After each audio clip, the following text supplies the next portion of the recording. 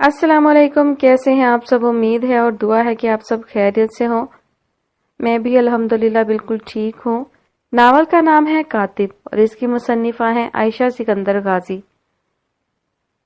قسط نمبر 11۔ غازی کنسٹرکشنز میں روزمرہ کی مصروفیات چل رہی تھیں۔ ورکرز اور امپلائیز کی مشترکہ آوازیں اور مصروفیات ظاہر ہو رہی تھیں۔ ہادی اپنے آفس میں تھا، ہاتھ میں پکڑی فائلوں کو پڑھ رہا تھا۔ دونوں ہاتھوں میں 2 مشترکہ فائل تھیں۔ چہرے کے تاثرات مزمحل تھے اور ذہن میں عجیب سی کشمکش جاری تھی۔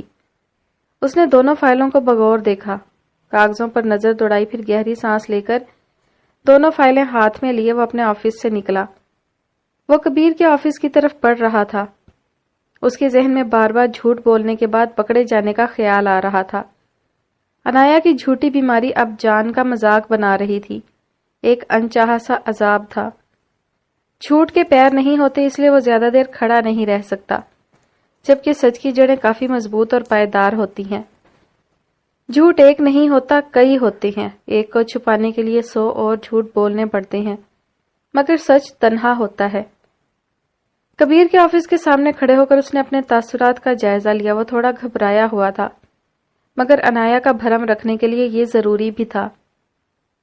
اس نے کبیر کے آفس کا دروازہ کھولا اور اندر داخل ہوا۔ دروازہ کھلنے کی آواز پر اس نے چونک کر دیکھا۔ ہادی چہرے پر مسکراہٹ سجائے داخل ہو رہا تھا۔ آؤ ہادی، کیسے ہو؟ کبیر نے مسکرا کر پوچھا۔ ٹھیک ہوں بھائی، آپ سے کچھ کام تھا۔ کھڑے کیوں ہو، بیٹھو۔ بھائی، یہ دونوں فائلیں مانچسٹر اور رشیا کے ان ڈاکٹرز کی ہیں جن سے آپ لوگ عنایا کا علاج کروانا چاہتے تھے۔ میں نے دونوں کے بارے میں بہت ریسرچ کی، کافی معلومات اکٹھی کی۔ اب ان کی ساری قابلیت ان فائلوں میں ہے، آپ دیکھ لیں، کیونکہ مجھے تو وہ کسی بھی اینگل سے قابل نہیں لگے۔ ہادی نے شانے جھٹکتے ہوئے بے نیازی سے کہا۔ کبیر نے فائلیں اٹھا کر سامنے کھول لیں۔ دونوں فائلوں میں ڈاکٹرز کی ان تمام آپریشنز کی لسٹ تھی جو ناکام ہوئے تھے، جن کو لیور ٹرانسپلانٹ کر کے ٹیشو ریجیکشن ہوا تھا۔ ہادی نے چن چن کر ایسے لوگوں کے ناموں کی فہرست بنائی تھی۔ ظاہر ہے جہاں ایک حصہ تاریک ہوتا ہے، دوسرا حصہ روشن ہوتا ہے۔ اگر ایک ڈاکٹر کے 100 آپریشن کامیاب ہوئے ہیں تو 5-7 تو ناکام بھی ہوئے ہوں گے۔ جس کا تناسب زیادہ ہو، کامیابی اور ناکامی اس طرف گردانی جاتی ہے۔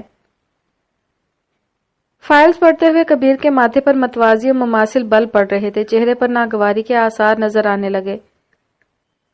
مجھے تو کافی بے ڈھنگے لگے، اتنے بڑے ہسپتال کے اتنے بڑے سرجنز ہو کر بھی ایسا ریکارڈ۔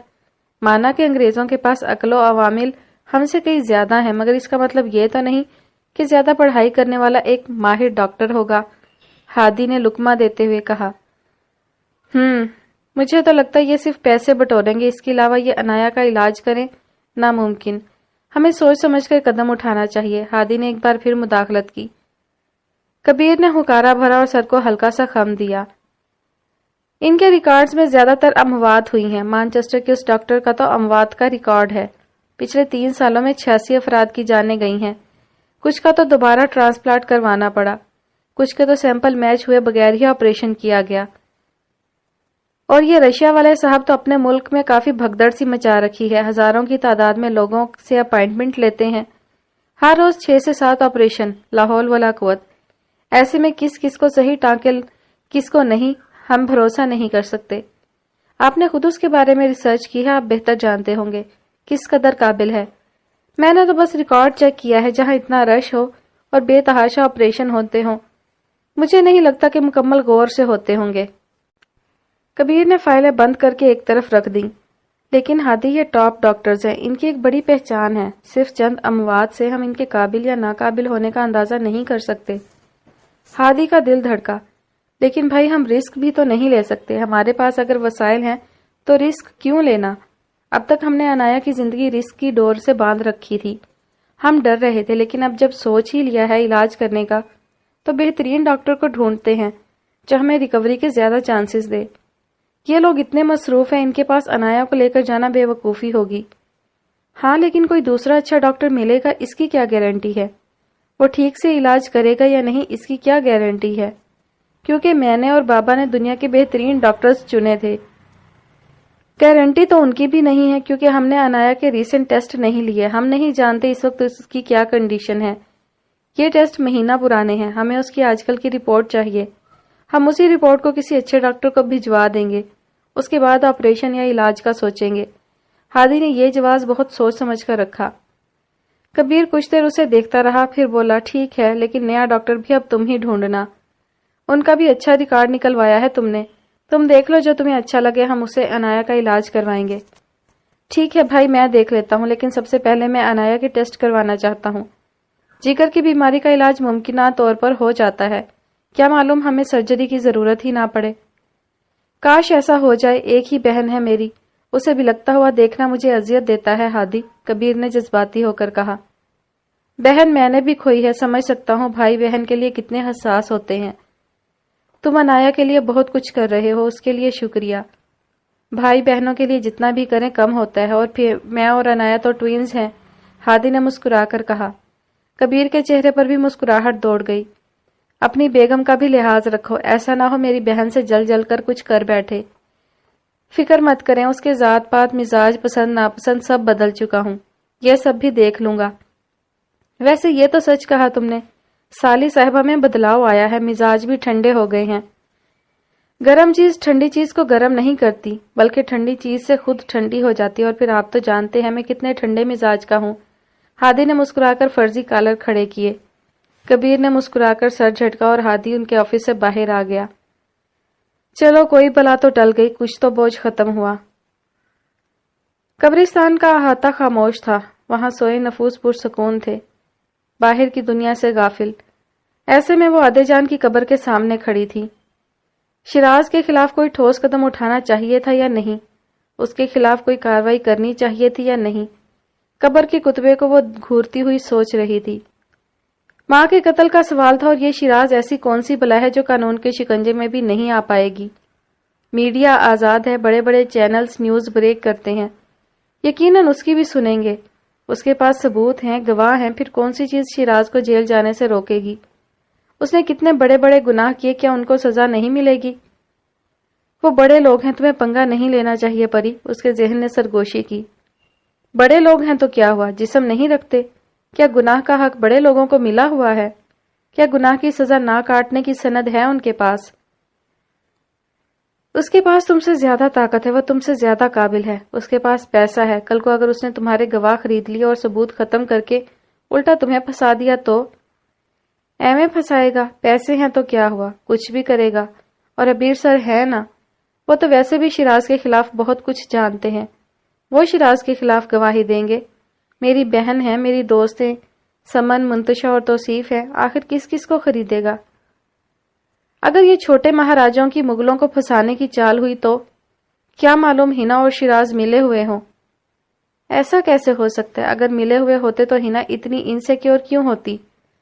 اس کا ذہن پڑھ سکتی ہوں میں، وہ جھوٹ نہیں بول رہی تھی۔ اس نے اپنے بیٹے کو لندن بھجوا دیا۔ وہ میرے پاس شیراز کے راز بتانے آئی تھی۔ اس نے شیراز کو میرے سامنے ثبوتوں کے ساتھ ایکسپوز کرنا چاہا۔ وہ کیوں ملی ہوئی ہوگی؟ اگر ملی بھی ہوئی تو اس سے کیا حاصل ہوگا؟ اگر وہ تمہیں ابیر سر کی نظروں میں گرانے کے لیے کر رہے ہوں تو؟ پہلی بات، میں کبھی ابیر سر کی نظروں میں گر ہی نہیں سکتی، نہ ہی میری حیثیت ان کے سامنے اتنی کم ہے اور نہ ہی ان کا ظرف اتنا چھوٹا ہے۔ اگر کسی نے شیراز کے خلاف ایکشن نہیں لیا تو؟ کیوں نہیں لے گا؟ ایسے کون سے سرخاب کے پر لگے ہیں اسے جو قانون سے کم ہو گیا؟ قانون ساز اسمبلی کے اراکین بھی قانون سے کم ہوتے ہیں تو وہ کیا چیز ہے؟ تمہیں اپنے ملک کے قانون کا اعتبار ہے؟ مجھے میرے پاس موجود ثبوتوں پر اعتبار ہے۔ میں میڈیا کی مدد لوں گی، کوئی نہ کوئی چینل تو اپنی ٹی آر پی کے لیے مجھے سپورٹ کرے گا ہی۔ اگر پرشما انصاری کی بات نہ بھی سنی گئی تو مسز ابیر کی ضرور سنیں گے۔ میں شیراز کے خلاف ضرور جاؤں گی۔ تمہیں پہلے ہینا کی گواہی کنفرم کرنی چاہیے، اسے پوچھنا چاہیے کہ وہ راضی بھی ہے یا نہیں، کیا وہ سچ میں شیراز کے خلاف جائے گی؟ وہ اپنی ذہنی کشمکش سے باہر آئی اور اس نے جھٹ فون پرس سے نکالا اور قبرستان سے باہر آ گئی۔ چند گھنٹیوں کے بعد فون اٹھا لیا گیا تھا۔ پرشما کیسی ہو؟ دوسری طرف ہینا کی چہکتی ہوئی آواز نمودار ہوئی۔ میں شیراز کے خلاف پولیس اسٹیشن میں رپورٹ درج کروانے جا رہی ہوں، عدے جان کے قتل کی۔ وہ رک رک کر دھیرے دھیرے کہہ رہی تھی۔ آپ نے کل بہت دھونس سے کہا تھا کہ آپ کو اپنے گناہوں کا کفارہ ادا کرنا ہے۔ میں نے سوچا چلو آپ کی مدد کر دیتے ہیں۔ اگر آپ میری گواہ بن جائیں تو میرا کام آسان ہو سکتا ہے۔ تمہیں یقین آ گیا کہ اس نے ادے جان کو مارا ہے؟ ہینا کا چہرہ کھل اٹھا تھا۔ یقین کیسے نہ آتا؟ ایک ایسی سائیکالوجسٹ سے ڈونر نے بات کی تھی جو اس کی نقلی مونچھیں اور نقلی اداکاری کو غور سے دیکھ سکتی تھی، اس کی ذہنی کشمکش کو سن سکتی تھی۔ وہ جو بول رہا تھا اس میں اور جو سوچ رہا تھا اس میں کھلا تضاد تھا۔ انسان بولتے وقت سوچ نہیں سکتا، اس لیے کہا جاتا ہے کہ بولنے سے پہلے سوچو، کیونکہ پہلے اور بعد کے درمیان یہ جو بولنے کا وقفہ ہوتا ہے اس میں انسان سوچ نہیں سکتا۔ یاد ہے آپ کو وہ رات جب آپ نے کہا تھا کہ 7 لاکھ روپے میں کڈنی ڈونیٹ ہوگی؟ اس رات آپ نے مجھے فائل پکڑائی تھی جس میں اس کینسر پیشنٹ کے بارے میں لکھا تھا جس نے ادے جان کو کڈنی دینی تھی۔ وہاں پیشنٹ کا آبائی خاندان تھر پارکر سے تعلق رکھتا تھا، لیکن جب میں ڈونر کے بھائی سے ملی، اس کا لباس، اس کا لہجہ، اس کی کلائی میں بندھی گھڑی، یہ سب ظاہر کر رہا تھا کہ وہ جھوٹ بول رہا ہے، وہ کوئی بھائی وائی نہیں ہے۔ اس کے بعد ڈاکٹر رحیم پہ شک کب بڑھا جانتی ہیں؟ پریشما نے بھورے بالوں کی لٹ کو انگلی پر لپیٹا۔ جب اس نے کہا کہ آپریشن کے لیے ڈاکٹرز کراچی سے آئے ہیں، لیکن آپریشن کے وقت آپ کے ساتھ ڈاکٹر زبیر تھے، میں تو اس گڑبڑ کو اسی وقت سمجھ گئی تھی۔ وہ ہنسی۔ تم بہت ذہین ہو پری، مجھے فخر ہے تم پہ۔ اگر میرے عمر کی جان کو خطرہ نہ ہوتا تو شاید میں اسی وقت اس کا پول کھول دیتی، مگر عمر کے سر تنی بندوق دیکھنے کی ہمت نہیں تھی مجھ میں۔ غلطیاں ہمیشہ 2 وجہ سے ہوتی ہیں، ایک نابلد ہو کر اور ایک بلد ہو کر۔ نابلد ہوئی کہ ہمیشہ معافی ملتی ہے، مگر بلدیہ کفارہ دینا پڑتا ہے یا پھر سزا کاٹنی پڑتی ہے۔ اگر آپ واقعی تیار ہیں کفارہ ادا کرنے کے لیے تو شیراز کے خلاف گواہی دیں، صرف آپ کی گواہی اس عرصے تک سلاخوں کے پیچھے دھکیل دے گی۔ وہ شدت سے کہنے لگی، تم اکیلی جا رہی ہو شیراز کے خلاف؟ عبیر کی مدد نہیں لوگی؟ ہینا نے تشویش سے پوچھا۔ نہیں، کیونکہ میں اپنی جنگیں خود لڑتی ہوں۔ اس جنگ میں عبیر کے بغیر ہار جاؤ گی، ہینا نے یقین سے کہا۔ اکیلی نہیں لڑوں گی تو لڑنا بھول جاؤں گی، ہر بار عبیر نہیں ہوں گے میرے ساتھ۔ تم بڑی مچھلی کو پکڑنے کے لیے بہت چھوٹا کانٹا لے کر جا رہی ہو، اس سے مچھلی کا کچھ نہیں بگڑے گا۔ میں اس چھوٹے کانٹے سے اس بڑی مچھلی کو اتنا زخمی کر دوں گی کہ درد اور تکلیف سے خود ہی مر جائے گی۔ فٹ پاتھ کے کنارے رک کر اس نے عزم سے کہا تھا، یاد رہے میں صرف چارہ ہوں، ایسا چارہ جو کانٹے پہ لگا ہے جسے بڑی مچھلی پکڑے گی، اور تم نوکدار کانٹا ہو جسے مچھلی زخمی ہوگی۔ لیکن عبیر، وہ تمہارے کندھوں کا وہ زور ہے جس سے تم مچھلی کو کھینچ کر باہر نکالو گی۔ اگر وہ نہیں ہوگا تو کبھی بھی مچھلی باہر نہیں آئے گی، یہ یاد رکھنا۔ مجھے اس بڑی مچھلی کو باہر نکالنا ہی نہیں ہے، مجھے اسے اس کے پانی میں ہی تڑپا تڑپا کر مارنا ہے۔ تمہارا کانٹا چھوٹا ہے، آپ کانٹے کو چھوڑیں، اپنی بات کریں، میرا ساتھ دیں گی یا نہیں؟ پریشما نے اکتا کر پوچھا۔ دوسری طرف پل بھر کے لیے خاموشی چھا گئی، پھر اس نے آواز سنی، میں ضرور دوں گی۔ وہ مسکرائی۔ جانتی ہیں دھوکے باز انسان دھوکہ دیتے وقت ہمیشہ غلطی کرتا ہے۔ جانتی ہیں شیراز نے کیا غلطی کی تھی اس رات ہسپتال میں؟ وہ کچھ دیر توقف کے لیے رکی، پھر لمبی سانس لی۔ اس کے اوور آل پہ ہسپتال کا لوگو موجود نہیں تھا۔ اس نے سانس خارج کر کے فون بند کر دیا، ہاتھ سینے پر باندھے گردن کی جلد کو سہلانا شروع کیا۔ وہ اپنے آفس میں بیٹھا تھا، میز پہ لیپ ٹاپ کی سکرین روشن تھی، ایک اسکیم کی تھیم چل رہی تھی۔ ساتھ پڑے کافی کے مگ سے کافی کا دھواں اٹھ رہا تھا۔ وہ سربراہی نشست پر بیٹھا تھا، بیزار ذہن کے پردوں میں چھائے اداسی کو دور کر رہا تھا۔ جب وہ مسلسل کام کر کے تھک جاتا، اکتا جاتا، وہ ہر چیز کو چھوڑ چھاڑ کر آنکھیں بند کر لیتا۔ یوں ذہن کے خیالات سے سامنا ہوتا، لڑائی ہوتی اور آخر میں وہ جیت جاتا۔ تبھی اس کے ذہن میں کچھ کوندا، اس نے فوراً آنکھیں کھول لیں۔ نظر نے موبائل کو ڈھونڈا، وہ لیپ ٹاپ کے ساتھ ایک طرف پڑا تھا۔ اس نے فوراً موبائل اٹھایا اور جلدی جلدی ہینا کا نمبر ملا کر فون کان سے لگا دیا۔ تھوڑی دیر بعد کال ریسیو کر لی گئی۔ ہینا، میں کچھ دیر تک آپ سے ملنے آؤں گا، جگہ آپ ڈیسائیڈ کر لیں، وہ بے نیازی سے کہہ رہا تھا۔ پھر کچھ دیر توقف کے لیے رکا۔ ٹھیک ہے، آپ کے فلیٹ میں پہنچ جاؤں گا۔ ہینا کا بھی کوئی عظیم مسئلہ تھا جو ختم ہو کے نہیں دے رہا تھا، وہ ملنا چاہتی تھی، سو ملنے میں کیا حرج؟ وہ کچھ بتانا چاہتی تھی، سننے میں کیا حرج؟ اس نے سکون سے موبائل ایک طرف رکھا۔ کھڑکیوں کے بلائنڈز سرکے ہوئے تھے، ہوا کے چھوٹے چھوٹے ذرے نکل رہے تھے، روشنی میں اڑتے ہوئے چمکتے جیسے سنہری بھوری افشاں ہو۔ اس نے گہری سانس لی، ہر چیز ٹھیک تھی، پھر بھی دل کیوں دہل رہا تھا؟ کیوں بار بار ہول سے اٹھ رہے تھے؟ اس نے ذہن چٹکا اور واپس لیپ ٹاپ کی طرف متوجہ ہو گیا، مگر جی نہیں لگ رہا تھا۔ کچھ نہ کچھ گڑبڑ ضرور چل رہی تھی، مگر کیا؟ پولیس اسٹیشن پہ جرم کی بدبو پھیلی ہوئی تھی، جیسے ہر جگہ کی ایک مخصوص بو ہوتی ہے۔ مثلا ہسپتال میں جائیں تو ٹھنڈ اور فینائل کی مہک ہوتی ہے، ہر طرف دوائیوں کی مہک ہوتی ہے جو بھلی بھی لگے گی اور نہیں بھی۔ عدالت جائیں تو ہر طرف کاغذوں کی مہک ہوگی، اسکول جائیں تو مختلف خوشبوئیں ملیں گی۔ اس طرح پولیس اسٹیشن کی بھی اپنی مخصوص بو ہوتی ہے۔ کہتے تو بدبو ہیں کیونکہ جرم کی سمیل کبھی خوش نہیں ہو سکتی۔ وہ ایک چھوٹی سی میز کے سامنے کرسی پر ٹانگ چڑھائے بیٹھی تھی۔ انسپکٹر اسے دیکھ رہا تھا، وہ جو یہ شراز کے خلاف FIR کا سن کر بھڑک اٹھا تھا، جیسے کسی نے جلتے توے پر بٹھا دیا ہو۔ مادام مانا کہ آپ اب غازیوں کی بہو بن چکی ہیں، جیسے کہ آپ نے کل بتایا، مگر اس کا مطلب یہ تو نہیں کہ کسی بھی معزز شہری کے خلاف شکایت درج کروانے آ جائیں گی۔ انسپکٹر نے ہدک آمیز لہجے میں تبصرہ کیا۔ آپ کی اس معزز شہری نے میری ماں کو قتل کیا ہے، لہٰذا اسے عزیز رکھے بغیر آپ کو قانون کا پالن کرنا ہے۔ قانون کے آگے کون معزز کون بے عزت، یہ جرم کی نوعیت پر منحصر کرتا ہے، اور ایک قاتل کبھی بھی معزز نہیں ہوتا۔ پرشما نے بھی تاثرات سخت کیے تھے۔ مادام آپ کے پاس کیا ثبوت ہیں کہ انہوں نے آپ کی ماں کا قتل کیا ہے؟ ثبوت بھی ہیں اور گواہ بھی۔ اس نے موبائل نکالا اور ویڈیو آن کی اور موبائل انسپکٹر کی طرف کیا۔ اسکرین پہ شراز کے آفس کی ویڈیو چلنے لگی تھی۔ اس کے پاس فی الحال یہی ثبوت تھا، کیونکہ باقی اس نے ہنا سے لینے سے منع کر دیا تھا اور لفافہ اس کے پاس واپس پھینک چکی تھی۔ انسپکٹر نے آنکھیں چندھیا کر غور سے ان الفاظ کو سنا جو پرس میں ترچھے سے رکھے موبائل میں مقید تھے۔ تم نے فاہم اور فاطمہ کو جیل کیوں بھجوایا؟ میرا پلان کیوں فلاپ کیا؟ یہاں بدلے کے بدلے بدلہ چلتا ہے، معافیوں قانون کا رواج نہیں۔ تم نے فاہم اور فاطمہ کو جیل بھجوایا، بدلے میں نے تمہاری امی کو سکون کی نیند سلا دیا۔ بدلہ پورا ہوا۔ انسپکٹر نے غور سے ویڈیو سنی اور پھر منہ بسوڑ کر پرشما کو دیکھا۔ مادام اس میں یہ کہاں کہا گیا ہے کہ قتل انہوں نے کیا ہے؟ پرشما نے موبائل پیچھے کیا۔ آپ مجھے بے وقوف سمجھتے ہیں یا آپ خود معصوم بن رہے ہیں؟ کسی کو سکون کی نیند سلانے کا مطلب آپ نہیں جانتے؟ مجھے آپ سے بات کرنی ہی نہیں ہے، اپنے SHO کو بلاؤ۔ وہ جھٹ سے کھڑی ہو گئی، تاثرات میں شدید سختی اود آئی تھی۔ مادام SHO صاحب یہاں نہیں ہیں، وہ ریڈ پہ گئے ہیں، انسپکٹر نے جھڑک کر کہا۔ پرشما نے ایک نظر دیکھا، پھر گہری سانس لی اور دونوں ہاتھ میز پر رکھے ذرا سا جھکی۔ انسپکٹر شہاب خان، شاید میرا تفصیلی تعارف کل ہو گیا تھا، اگر آپ موجود تھے تو۔ یہ پورا تھانہ جانتا ہے کہ میں کون ہوں۔ اگر میں کسی کے خلاف شکایت درج کرنے آئی ہوں تو بجائے اس کا رتبہ دیکھنے کے آپ شکایت درج کرنے والے کی بات سنیں۔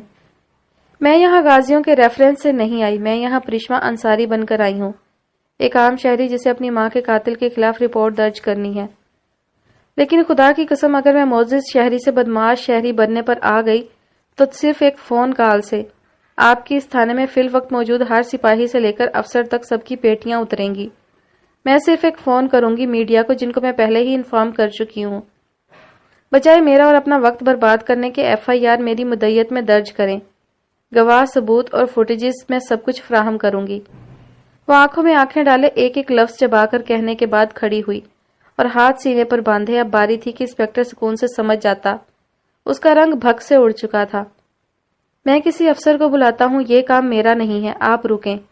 وہ کرسی پیچھے دھکیلتا اٹھ کھڑا ہوا، ہاتھ میں فائل پکڑے وہ ایک طرف راہداری میں آگے بڑھ گیا۔ پرشما واپس کرسی پر سکون سے بیٹھ چکی تھی، اس کے انداز میں بلا کا گھمنڈ تھا۔ کچھ دیر بعد وہ انسپکٹر SHO کے ساتھ مرکزی عرصے میں موجود اس چھوٹی سی میز کے سامنے کھڑا ہوا۔ پرشما نے ایک نظر اس پہ ڈالی۔ مسز عبیر غازی، کیسی ہیں آپ؟ جی میں، وہ گردن اکڑا کے کہنے لگی۔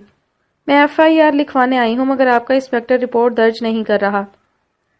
مادام آپ مجھے بتائیں کیا مسئلہ ہے، کس نے آپ کو تنگ کیا ہے؟ میں لکھتا ہوں نا آپ کی شکایت، وہ کرسی سنبھالتا ہوا فرما برداری سے کہنے لگا۔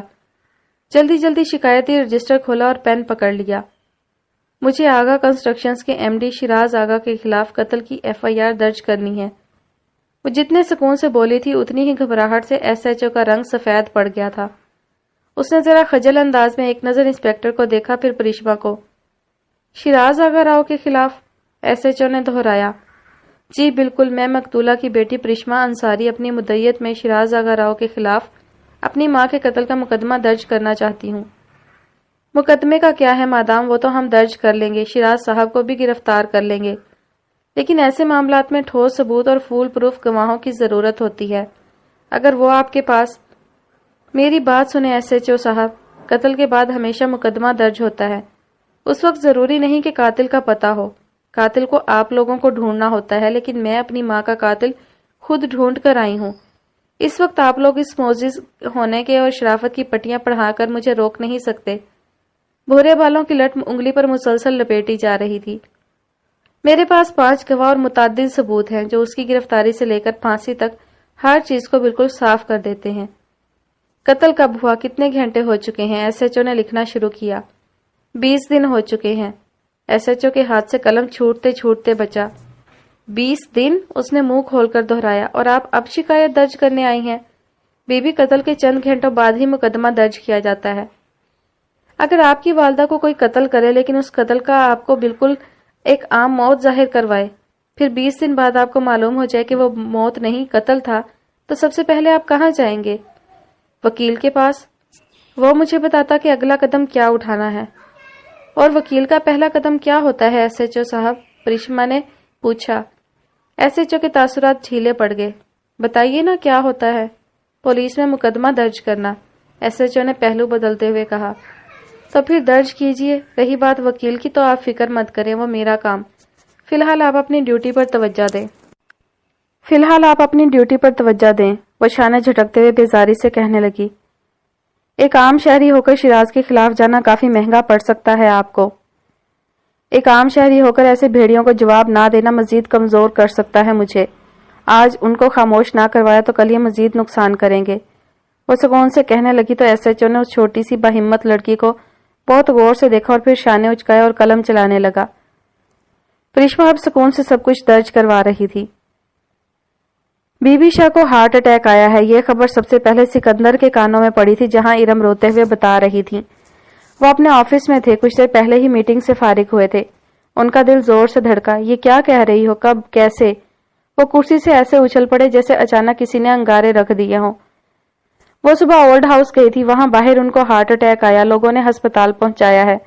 अभी अस्पताल से फोन आया था, इरम रोते हुए बता रही थी। ड्राइवर कहाँ था और मुलाजमा? सिकंदर ने बेसाख्ता माथा छुआ, उनको ठंडे पसीने आने लगे थे। ड्राइवर कहीं और था और मुलाजमाएं वो ओल्ड हाउस नहीं लेकर जाती, इरम ने बताया। ओ मेरे खुदाया, अच्छा तुम लोग निकलो, मैं और फरूख भी आते हैं। कौन से अस्पताल लेकर गए हैं? इरम ने जल्दी जल्दी अस्पताल का नाम बताया तो उन्होंने फोन बंद कर दिया और तेजी से गाड़ी की चाबियां उठाने लगे। क्या हुआ, सब ठीक है? फरूख ने सिकंदर की घबराहट जांचते हुए पूछा। नहीं, बीबी शाह को हार्ट अटैक आया है, अस्पताल में है वो, हमें जाना होगा। क्या? फरूख ने शौक के आलम में पूछा। चलो फरूख, बातें करने का वक्त नहीं है। उन्होंने चाबी ली और जल्दी से बाहर निकले। दूसरी तरफ इरम, रोहमा और सबील अनाया के साथ अस्पताल के लिए निकल चुकी थी। मरवा को उन्होंने सफा का ख्याल रखने के लिए छोड़ दिया था। सूरज की लहरें यहाँ सर पर टक रही थी, क्योंकि शहर इस्लामाबाद में ये जगह जरा ऊंचाई पे बनी थी। ये लकड़ी का घर था, 2 मंजिला, गोल सा, जिसकी पिछली तरफ ऊपर गोल सा टेरिस बना था। घर के कमरे ऐसे थे जैसे गोल राहदारी में कमरे हों। पिछली तरफ से टेरिस तक जाने के लिए नीचे से गोल लोहे की सीढ़ियां गई थीं, जिसकी ग्रिल बिल्कुल ऐसी थी जैसे 2 शीजा की घुंघरियाली लट। आगे छोटा सा लॉन था, मरी की तरह का, जैसे कोई सीढ़ी पर घर बनाए छोटे छोटे टुकड़ों में बांटे, कुशादा बड़ी बड़ी जिने हों। नीचे वाली मंजिल खाली थी, मगर ऊपर चंद नफूस मौजूद थे, 2 बंदे 1 बंदी। आजकल के मॉडर्न खानदानों के ऐसे सपूत जिनके पास अपने ऐशो आराम के पैसे नहीं थे। चंद अमीर दोस्तों के पैसों पे पलने वाले ये 3 नफूस अजिया, यूसुफ और जावेद थे, जिनकी मरवा और हादी से कभी अच्छी दोस्ती थी। कभी ये 5 अच्छे दोस्त हुआ करते थे। मौज मस्ती, आउटिंग, पार्टियां और बेहूदगी उनका तक खासा थी। यूसुफ के वालिद वकील थे। अजिया की अम्मी किसी के साथ बिजनेस शेयर रखती थी, उसके वालिद नहीं थे। माँ का दूसरा शौहर था, मगर उसका दूसरा बाप नहीं था। माँ महीने का खर्चा देती थी, बाकी के अपने आवारा शौहर के अकाउंट में डाल देती। यूसुफ के वालिद उसे हर वक्त नौकरी और पढ़ाई की नसीहतें करते, जेब खर्च देते, जो कि उसके खर्चों से बहुत कम था। जावेद उनका साथी था, वही साथी जिसे हादी ने बेसमेंट हिप हॉप की पार्किंग में मरवा को साथ ले जाते वक्त धोया था। उसके वालिद प्रोफेसर थे, अम्मी हाउस वाइफ थी, घर के बखेड़ों में उलझी रहती। بیٹا پڑھائی کر رہا تھا مگر دراصل وہ پڑھائی نہیں تھی۔ عجیہ اور باقی دونوں کے پاس ہادی اور مروہ کے مقابلے میں عیش و عشرت کا سامان کافی کم تھا۔ ان کو عیاشی کے لیے اپنی چکنی چپڑی باتوں سے ایسے امیر زادوں سے دوستی رکھنی ہی پڑتی جن کے پاس بے شمار پیسے ہوتے۔ لڑکیوں کے ساتھ دوستی ہوتی، کچھ عرصہ ان کے پیسوں پہ گزار دیا جاتا، پھر کسی اور سے دوستی۔ اس طرح سے ان تینوں کی زندگی آگے بڑھ رہی تھی، دوسروں کے پیٹرول پر، دوسروں کی گاڑی میں۔ ہادی کو یوسف اور جاوید سے کوئی مسئلہ نہیں تھا کیونکہ مروہ کی طبیعت ایسی تھی کہ وہ کسی بھی لڑکے کو بمشکل لفٹ کرواتی۔ وہ لڑکیوں کے ساتھ آتی، اسی کے ساتھ جاتی۔ ہادی کو بھی شاید کم ہی لت لگتی ایسے بارز کی، ایسے میں خانوں کی، مگر جب سے اسے مروہ اچھی لگی تھی اس دن سے وہ ہر اس بار، ہر اس کیفے، ہر کلب کا ممبر بن چکا تھا جہاں وہ جاتی تھی۔ یہ ایک طرح سے اس کی حفاظت کے لیے ضروری تھا اور دوسری طرف سے اپنی تسکین بھی ہو جاتی۔ یوسف، عجیہ اور جاوید پکے دوست تھے کیونکہ ان کی اوقات و حالات ایک جیسے تھے، لیکن مروہ کی عجیہ سے کافی دوستی تھی۔ وہ ذاتی طور پر جاوید اور یوسف کو نہیں جانتی تھی، اس کا تعلق صرف عجیہ تک تھا اور عجیہ کا اس کے پیسے لوٹنے تک۔ دوستی تب تک تھی جب تک ہادی مروہ کے ساتھ رشتہ میں بند نہیں گیا تھا۔ یوسف، عجیہ اور جاوید کی سچائی وہ جانتا تھا، اسے ہر حال میں مروہ کو ایسے لوگوں سے دور رکھنا تھا۔ وہ خود غرض اور متکبر و گھمنڈی نہیں تھا، بلکہ وہ ان جیسے لوگوں کی صحبت میں مروہ کو تباہ ہونے نہیں دے سکتا تھا۔ شادی کے بعد اس کا رویہ ان تینوں کی طرف سے سخت ترین ہوتا گیا، خاص طور پر عجیہ کے لیے جس پہ ہادی کو خاص شک تھا، اور اس کو یقین میں بدلتے تب دیکھا گیا جب شادی کی رات عجیہ نے مروہ کا فائدہ اٹھا کر اس کی ویڈیو بنانی چاہی۔ وہ تینوں ذاتی طور پر ہادی سے ڈرتے تھے، ان کے پاس پیسہ نہیں تھا جبکہ ہادی اس فکر سے آزاد تھا۔ اس کا بزنس تھا، اس کا پروفٹ تھا، اس کے پاس اچھا خاصا بینک بیلنس تھا، اسے کسی بھی چیز کے لیے چالیں نہیں چلنی پڑتی تھی، جبکہ ان تینوں کو اپنی ہر چیز کے لیے پیسوں کی منت سماجت کرنی پڑتی۔ امیروں کے ساتھ بیٹھ کر امیروں جیسے شوق پالنے کے لیے امیر ہونا اہم ہوتا ہے، جو کہ وہ لوگ نہیں تھے۔ اب جب نہیں تھے تو اصولاً شوق پورا کرنے کے لیے امیر زادوں کو پھنسانے کا کام کرتے تھے۔ فی الحال کمرے میں مروہ فروغ غازی کو پھنسانے کا چکر چل رہا تھا۔ عجیہ صوفے پر بیٹھی تھی، یوسف ٹہل رہا تھا، جبکہ جاوید میز پر ڈھیر ساری تصویریں بما لیپ ٹاپ، کیمرہ اور موبائل رکھے جلدی جلدی کچھ محفوظ کر رہا تھا۔ عجیہ اس کے پیچھے صوفے پر بیٹھی تھی، وہ گردن ترچھی کر کے ذرا پرشوق نظروں سے ان تصاویر کا جائزہ لیتی جو اس نے ہر موقع پر مروہ کی لی تھی، شراب پیتے وقت، ڈرگ لیتے وقت، آؤٹنگ کے وقت، لڑکوں پر آوازیں کستے وقت، ڈانس کرتے وقت، امیر زادوں کی امیر زاد پارٹیاں انجوائے کرتے وقت۔ اس کے پاس صرف وہ ویڈیو نہیں تھی جو ہادی نے عین وقت پہ چھین لی تھی، ان کا ارادہ اس رات ہی غازی مینشن میں جا کر مروہ کی حالت کا بر وقت بتانا تھا۔ وہ مروہ کو گاڑی میں قصر غازی لے کر آ رہے تھے، ان کو اچھی طرح معلوم تھا کہ ہادی کبھی بھی اپنی ہونے والی بیوی کی بے عزتی برداشت نہیں کرے گا، لیکن شادی سے پہلے مروہ آخری دنوں میں ہاتھ نہیں آئی، اور دوسرا اسے محفوظ کرنے کے لیے ہادی ہر جگہ موجود ہوتا، اس کا پیچھا کرتا ہوا۔ شادی کے بعد اسے بدنام اور رسوا کرنے میں زیادہ مزہ آتا، مگر شادی کے بعد ہادی نے مروہ پر ہر طرح کی پابندی لگا کر اس کے پیروں میں بیڑیاں ڈال دی تھی۔ یہی وجہ تھی کہ ان تینوں کو اپنی گھٹیا ترین پلاننگ کرنے میں وقت لگا۔ عجیہ نے اپنے تئیں بہت کوشش کی، مگر ہر بار ہادی جانے کہاں سے ٹپک پڑتا اور سب کچھ خراب کر دیتا، لیکن اس بار ان کی پلاننگ اٹل تھی، مضبوط تھی، اور کسی بھی اینگل سے ہادی کو شامل کرنے یا اسے معلوم ہونے سے قاصر تھی۔ تم لوگ جانتے ہو میں اس ہادی کے بچے کو ایسا مزہ چکھانا چاہتا ہوں کہ آئندہ وہ مجھ پہ کبھی بھی ہاتھ نہ اٹھا سکے، ٹہلتے ہوئے یوسف نے مٹھیاں بھینچ کر کہا۔ فکر مت کرو، ان امیر زادوں کے پاس دولت کے علاوہ کچھ نہیں ہوتا، نہ عقل، نہ شعور، نہ سمجھ، اور نہ ہی فیصلہ لینے کا طریقہ۔ یہ سب ان چیزوں سے کوسوں دور ہوتے ہیں، اپنی دولت پر اتراتے ہیں اور بس۔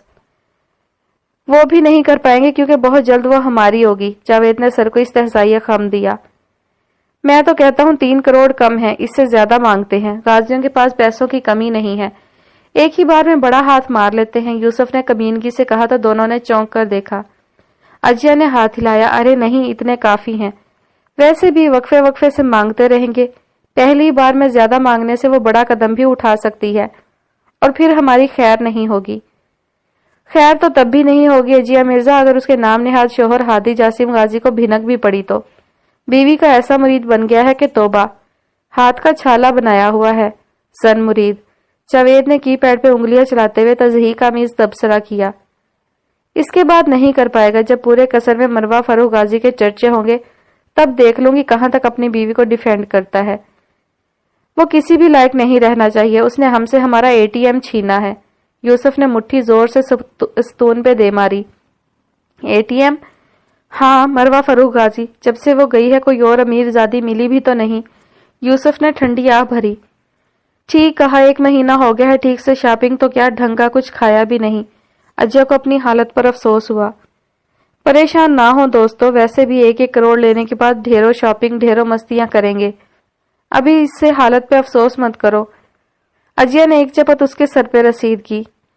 وہ سر سہلاتا پیچھے مڑا۔ کیا مسئلہ ہے مس اجیا؟ کب سے لگے ہوئے ہو؟ کب ختم کرو گے کام؟ وہ جھنجھلائے ہوئے انداز میں پوچھنے لگی۔ کر تو رہا ہوں، فیک اکاؤنٹس بنانا اتنا آسان ہے کیا؟ جلدی جلدی بناؤ اور اسے ای میل کرو، کچھ اس طرح کہ ہادی کو شک بھی نہ پڑے اور کام بھی بن جائے۔ ڈونٹ وری، اس ماں کے لال کو کچھ معلوم نہیں ہوگا۔ جاوید نے رخ موڑ کر لیپ ٹاپ پہ کچھ ٹائپ کرتے ہوئے یقین سے کہا۔ سکون آ جائے جب ہادی کو شکست ہو جائے، اس کا منہ لال ہو جائے، وہ شرمندگی سے مر جائے، یوسف نے دانت پیستے ہوئے کہا۔ اجیا نے چونک کر دیکھا، پھر مسکرائی۔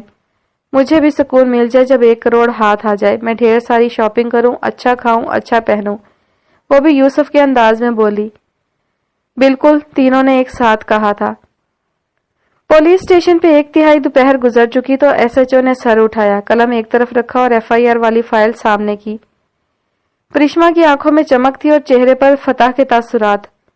انہوں نے آپ کی امی کو اس لیے مارا کہ آپ نے ان کی چال ناکام کی، یعنی عبیر غازی کی بیٹی اشال عبیر غازی کو اس کی کیئر ٹیکر فاطمہ ذوالفقار سے بچایا اور اسے پولیس کے حوالے کیا۔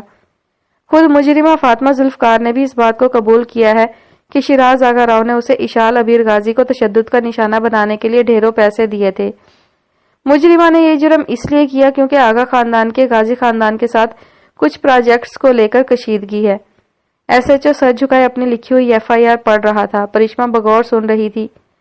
مادام باقی سب تو ٹھیک ہے، مگر کل کو عدالت سے آپ سے بھی اس بات کے دلائل مانگ سکتی ہے کہ اشال عبیر غازی کو آپ نے کیسے بچایا۔ اگر آپ فاطمہ کے بارے میں جانتی نہیں تھی، اسے تشدد کرتے دیکھا نہیں تھا، بس اپنے ذہن سے سوچ لیا اور یہ سب کر لیا۔ چونکہ عدالت میں کسی کی قابلیت کو ثبوت کے طور پر نہیں پیش کیا جا سکتا تو آپ کیا کریں گی؟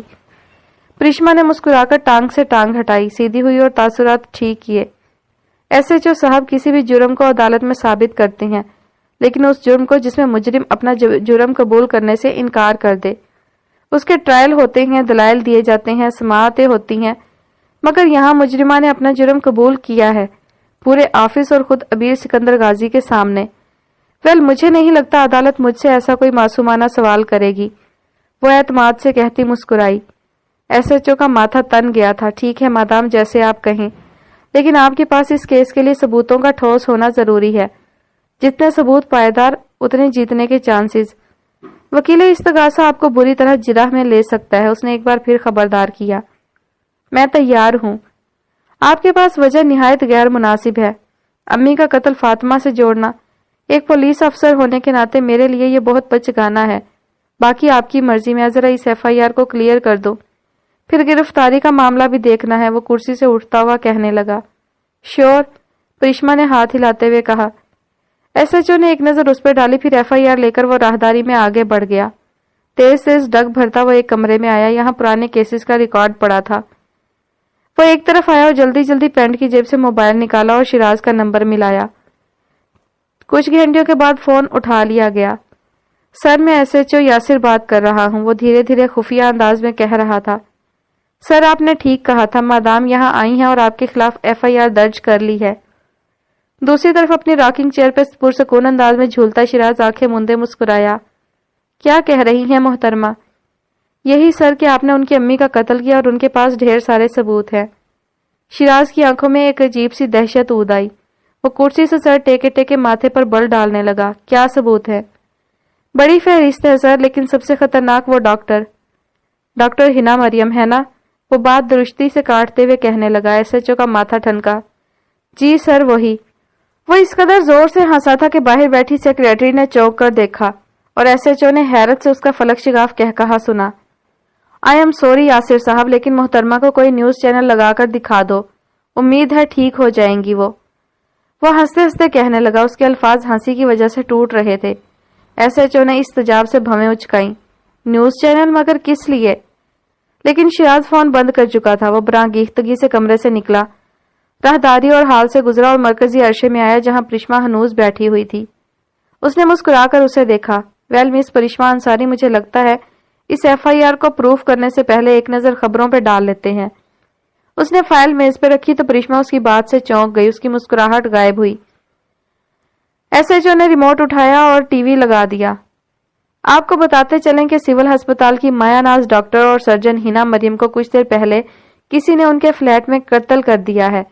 یہ افسوسناک خبر اسلام آباد سے ہے، جہاں 20 منزلہ رہائشی فلیٹس میں سول ہسپتال کی مایا ناز ڈاکٹر اور سرجن ہینا مریم کو بے رحمانہ انداز میں قتل کر دیا گیا ہے۔ اسکرین پہ خبر چل رہی تھی، سرخی پہ سرخی دی جا رہی تھی، نیوز اینکر مسلسل کہہ رہی تھی۔ اسکرین پہ ہینا مریم کی دھندلی سی تصویر چمک رہی تھی، شاید وہ تصویر ان کے قتل کی تھی۔ ان کی اپنی تصویر بھی دکھائی جا رہی تھی۔ پرشما کی سانس اٹک گئی، دل گہری کھائیوں میں اتر گیا۔ اس کے چہرے کا رنگ فک ہو چکا تھا، وہ اعتماد جس سے کچھ دیر پہلے وہ بھرپور لگ رہی تھی اب ہوا کی طرح ہوا میں اڑن چھو ہو گیا تھا۔ اس کے کیس کا اہم ترین گواہ چلا گیا تھا اور اپنے ساتھ وہ تمام ثبوت بھی لے گیا جو شیراز کے خلاف فول پروف تھے۔ اس کا خلیا کانپنے لگا، ابھی کچھ دیر پہلے ہی تو بات ہوئی تھی اور اب SHO نے اسے دیکھا جو اپنی جگہ ایسی پھولی ہوئی کھڑی تھی جیسے ابھی ہاتھ لگانے سے پھٹ جائے گی۔ سارے الفاظ اس کی ذات پر بیٹھ رہے تھے، ہونک، مجسمہ، مورتی، اسٹیچو جیسے۔ وہ بہادر تھی، کچل دی گئی، مضبوط تھی، نڈر تھی، ڈرا دی گئی تھی۔ ذرائع کے مطابق ہینا مریم کو گولی مار کر قتل کیا گیا۔ ہینا مریم کا تعلق ایوٹا آباد سے تھا، وہ اسلام آباد کی جانی پہچانی اور مانی جانے والی سرجن تھی۔ مقتولہ کا خاندان لندن میں ہے، حال میں ان کا بیٹا لندن شفٹ ہوا ہے۔ ہینا مریم کو قتل کرنے والے کی تلاش جاری ہے، ان کی لاش کو پوسٹ مارٹم کے لیے بھجوا دیا گیا۔ پڑوسیوں کا کہنا ہے کہ انہوں نے گولی چلنے کی آواز سنی مگر انہیں یہ روز کے معاملات کا حصہ لگا۔ نیوز اینکر اب ایک پڑوسی سے پوچھ رہی تھی جو مائک پہ جھکا اپنی آنکھوں دیکھے کو بتا رہا تھا۔ عمارتوں کے احاطے میں شدید رش بن چکا تھا، سوسائٹی کے سبھی لوگ موجود تھے، پولیس کی گاڑیوں سے لے کر ریسکیو ٹیم کے اہلکاروں تک۔ وہاں ایک عجیب سا طوفان بسا ہوا تھا۔ پرشما کو اپنی سانس نہ آنے کا احساس تک نہیں تھا، وہ کب سے سانس رو کے کھڑی تھی۔ اس کے تاثرات، اس کا رنگ، اس کے حواس، سب کچھ ایک ساتھ ساکت ہو گیا تھا۔ ریڑھ کی ہڈی میں ایسی سنسناہٹ دوڑی کے گھٹنے میں لرزش اتری اور کھڑے رہنا مشکل ہو گیا۔ وہ کرسی پر ڈھہ جانے والے انداز میں گری۔ SHO سمیت پورا تھانہ اسے دیکھ رہا تھا۔ اسکرین روشن تھی، آواز اونچی تھی، خبریں چل رہی تھی، ہر چیز حرکت میں تھی مگر پرشما کے جسم میں حرکت کرتی ہر چیز پاز ہو گئی تھی۔ وہ وجود محبت تھی، اسے سزا بنا دیا گیا تھا۔ میدان جنگ میں تنہا تھی، دشمن اسے گھیرے ہوئے تھے، بہت سارے دشمن کے سپاہی اس کے آس پاس تھے۔ یہ جنگ اچھائی کی تھی مگر اچھائی کمزور تھی، برائی طرح دار اور تیز تھی۔ وہ دور اندیش تھی اور کسی حد تک شفاق بھی۔ وہ نہیں ڈرتی تھی، اپنے رتبے کو برقرار رکھنے کے لیے وہ کسی کو موت دینے سے بھی نہیں ڈرتی تھی۔ وہ خاموش تھی، برائی خاموش تھی مگر طاقتور تھی۔ وہ مضبوط تھی، اتنی مضبوط کہ کسی کو بھی موت دے سکتی تھی۔ وہ بغیر ہچکیوں کے ڈھیر سارے آنسو بہا چکی تھی۔ SHO نے اسے دیکھا، دل میں نرم گوشہ جاگا۔ دیکھیے مس انصاری، اب آپ کے لیے کوئی ایکشن لینا بہت مشکل ہو گیا ہے۔ میں نے کہا تھا بڑے لوگ ہیں، آپ نے ان کو گواہ بتا دیا، انہوں نے اسے ہٹا دیا۔ آپ کی بے وقوفی کے بارے میں آپ کو پہلے ہی بتا چکا تھا لیکن افسوس، انا للہ و انا الیہ راجعون، کیا کر سکتے ہیں اب۔ SHO نے واپس اپنی کرسی سنبھالی، پرشما کی پشت اس کی طرف تھی۔ پورا تھانہ خاموش کھڑا تھا، پرشما کی ساری اعتمادی مٹ چکی تھی۔ مقام تو افسوس کرنے کا بھی نہیں تھا کیونکہ وہ خود ہی صبح شیراز کو ہینا کا بتا کر آئی تھی۔ وہ خود ہی شیر کو بتا کر آئی تھی کہ شکار کہاں ملے گا۔ اب شیر شکار کر چکا تھا، اب افسوس کا کوئی مقام نہیں تھا۔ یہ چند لوگوں کے گرد گردش کرتا کیس تھا، چند لوگ ملوث تھے، ہر بار ملوث ہوتے۔ ہاں، یہاں ہر چیز جا کر ابیر سے ملنی تھی، اس کے گھر والوں سے ملنی تھی۔ یہ داستان ہی چند افراد کی تھی، پرشما، شیراز، عنایا، رامز اور ابیر۔ یہی مرکزی کردار تھے، یہی کہانی کی جان تھے۔ مبشر خاکوانی نے کہا تھا اب نسلوں کی کہانی ختم ہوگی کیونکہ نسل میں ابیر غازی آ چکا ہے، لیکن غازیوں کی پہچان تھی، وہ تب تک دہاڑتے بھی نہیں تھے جب تک سامنے والا گراتا نہیں تھا، وہ تب تک حملہ نہیں کرتے تھے تب تک دوسرا حملہ نہ کرتا، وہ جوابی کارروائی نہیں کرتے تھے، وہ ذاتی دفاع کرتے تھے، اور بے شک یہ ریت ہے، یہی حکم ہے۔ SHO نے ایک نظر FIR پہ ڈالی جہاں گواہوں کے خانوں میں ہینا مریم کا نام لکھا تھا۔ اس نے پین اٹھایا اور ہنا کا نام کاٹ دیا، پھر FIR رجسٹر سے نکال کر پھاڑ دی۔ مجھے لگتا ہے مس عبیر غازی، اب یہ FIR محض کاغذ کا ایک ٹکڑا ہے، اب آپ کو کچھ سوچ لینا چاہیے۔ وہ FIR کاغذ لہرا رہا تھا۔ پریشما نے سر اٹھایا، پھر رخ موڑ کر اسے دیکھا، آنکھوں میں شدت امڈ آئی۔ پھاڑ دیں اسے، کیا ہوگا پھر؟ ہاں، میرے جیسی اور آئیں گی یہ FIR کٹوانے، پھر کیا کریں گے آپ؟ مجرموں کا ساتھ دے کر، انہیں بتا کر آپ لوگ جتنے جنموں کا ثواب کماتے ہیں سب جانتی ہوں میں۔ شیراز کو کیا لگتا ہے، اسے کیا خوش فہمی ہے کہ یہ سب کروا کر یوں ثبوت مٹانے کے لیے گواہ کو مار کر وہ بچ جائے گا؟ ہرگز نہیں، اسے کوئی نہیں بچا سکتا۔ اللہ سب دیکھ رہا ہے، تم لوگوں کا ایمان کمزور پڑ گیا تو کیا ہوا؟ میری امی اور ڈاکٹر ہنا کی موت کا بدلہ وہ ضرور لے گا، میں بھی لوں گی۔ میں بھی بتاؤں گی کہ چوڑیاں بنی لڑکیوں کے لیے ہیں، مگر ہر وقت وہ چوڑیاں پہن کر بیٹھی نہیں ہوتی۔ پہلے تو ایک قتل کیا تھا اس نے میری امی کو مار کر، مگر اب اس نے دوسرا بھی کر دیا۔ ابھی صرف ایک مقدمہ نہیں چلے گا، اب دو چلیں گے۔ جھوٹ ناپائیدار ہوتا ہے۔ ادے جان کے قتل کو چھپانے کے لیے اس نے ایک اور قتل کر دیا، پھر اس کو چھپانے کے لیے ایک اور کرے گا، مگر کہاں تک؟ رسی کی ڈھیل کہاں تک ملے گی؟ کبھی نہ کبھی تو کڑیاں ملیں گی، کبھی نہ کبھی تو وہ بھی پہاڑ کے نیچے آئے گا۔ پھر میں پریشما انصاری آپ کو آرڈر نہیں دوں گی، پھر عدالت دے گی، پھر آپ چمچہ گیری نہیں کریں گے، پھر آپ حکم کی تعمیل کریں گے۔ یہ میرا وعدہ رہا، یہ جگہ میری نشانی رہی۔ اس نے ہاتھ سے ماتھے کو چھوا، شال کو جھٹکا دے کر کندھوں پر ٹھیک کیا اور پھر لمبے لمبے ڈگ بھرتی پولیس اسٹیشن سے باہر آ گئی۔ تیز چلچلاتی دھوپ کے تیور اس سے ٹکرائے، پورا جسم جھلسنے لگا۔ ہنا مریم، جس سے چند گھنٹے پہلے وہ فول پروف گواہ ہونے کی بات ہوئی تھی، اب اس دنیا میں نہیں تھی۔ تمہارا کانٹا چھوٹا ہے پری، آواز کہیں سے سر پٹکتی ہوئی آئی۔ کہیں کوئی پکارا تھا، کہیں کسی کی روح نے آواز لگائی تھی، کہیں کسی ضمیر نے باور کروایا تھا۔ وہ ہاتھ سینے پر باندھے سڑک کنارے چلنے لگی، آنسو بے آواز ہو کر گر رہے تھے۔ تمہیں عبیر کی مدد لینی چاہیے، یہی اس کی غلطی تھی۔ اس نے عبیر کو نہیں سنا تھا، اس نے عبیر کی نہیں مانی تھی، اس نے عبیر کو اطلاع نہیں کی تھی۔ وہ عام شہری تھی، اس کا کانٹا واقعی چھوٹا تھا۔ تم اور عبیر اسے انجام تک پہنچا سکتے ہو۔ ہنا کی باتوں میں کتنی سچائی تھی۔ اس نے عبیر کا نام کیوں لگایا تھا؟ صرف اس لیے کہ پریشما کو اندازہ ہو سکے کہ معاملہ ان کی پہنچ سے کئی زیادہ آگے ہے، معاملات اس سے کئی زیادہ آگے نکل چکے ہیں۔ وہ اکیلی بے شک سب کر سکتی ہے، مگر جو سپورٹ اسے عبیر کی طرف سے مل سکتی تھی، اس سے شیراز کا ہاتھوں ہاتھ کام تمام ہو سکتا تھا۔ جس مچھلی کو وہ ایک کانٹے سے کھینچ کر باہر نکال سکتی تھی، اس نے جانے دیا تھا۔ اگر تم میرے خلاف جاؤ گی تو تمہارے لیے مجھے روکنا ناممکن ہو جائے گا۔ ٹھیک کہا تھا اس نے۔ وہ موج میں آیا ہوا دریا تھا، وہ طغیانی سے بھرپور ٹھاٹھے مارتا سمندر تھا۔ اس کی طاقت، اس کے زور کو ہرانا مشکل تھا۔ سڑک کنارے دور تک سفر ہوا تھا، کافی ٹیکسی والوں نے اس کے لیے ہارن بجائے تھے، مگر وہ سن نہیں رہی تھی۔ وہ خاموش تھی اور رو رہی تھی۔ اسے افسوس اس بات کا نہیں تھا کہ ہنا کو مار کر ادے جان کا فول پروف گواہ چھینا گیا ہے، بلکہ دکھ اس بات کا تھا کہ ایک اور بے گناہ کی جان کیسے لی گئی، کیوں مارا گیا۔ اسے دھمکایا بھی تو جا سکتا تھا، ڈرا دیا جاتا، مگر یہ بات تو طے تھی، شیراز آگا اس سے ڈر گیا تھا۔ وہ اس کے حوصلے، اس کی ہمت سے ڈر گیا تھا۔ سفر کافی دور تک ہو گیا تھا، وہ کافی آگے نکل آئی تھی۔ اسے ایک باقاعدہ دشمن مل چکا تھا۔ اسے دشمنی کی دنیا میں پہلا قدم رکھنا تھا۔ اس کے ہتھیار پہلے وار میں ہی توڑ دیے گئے تھے۔ وہ روتی گئی، آنسو گرتے گئے، پچھتاوا ہوتا گیا۔ دلائل اچھے دیتی ہیں آپ مس پریشما، لیکن آپ میرا کچھ نہیں بگاڑ سکتی۔ کیا وہ واقعی ٹھیک کہہ رہا تھا؟ کیا عام لوگ، عام عوام اس کا کچھ نہیں بگاڑ سکتی؟ کیا کسی کامن مین میں اتنی طاقت نہیں؟ لیکن وہ تو اب عام شہری نہیں تھی، غازیوں کی بہو تھی، پھر اس نے اپنے سٹیٹس کا استعمال کیوں نہیں کیا؟ یہاں تو کسی مشہور شخص سے ذرا سا تعلق بھی ہو تو لوگ سفارشیں اور جانے کیا کیا کرتے رہتے ہیں، مگر پریشما خود ہی اتنی بڑی شخصیت بن چکی تھی تو اپنے مقام سے یوں منہ موڑنے سے کیا ثابت ہوا؟ خود اس نے شیراز سے کہا تھا کہ اس کی کریڈیبلٹی بطور غازی بہت اچھی ہے اور اس کا یقین بھی کیا جائے گا، لیکن جب وقت آیا تو اس نے عام شہری ہو کر FIR کٹوائی، اور پھر عام شہری کی کیا حیثیت؟ وہ انسپیکٹر تو شاید اسے تھانے سے نکال دیتا، مگر وہ کل اس کا تعارف سن چکا تھا، اور یہی وجہ تھی کہ اس نے سخت الفاظ استعمال کیے مگر سختی سے پیش نہیں آیا۔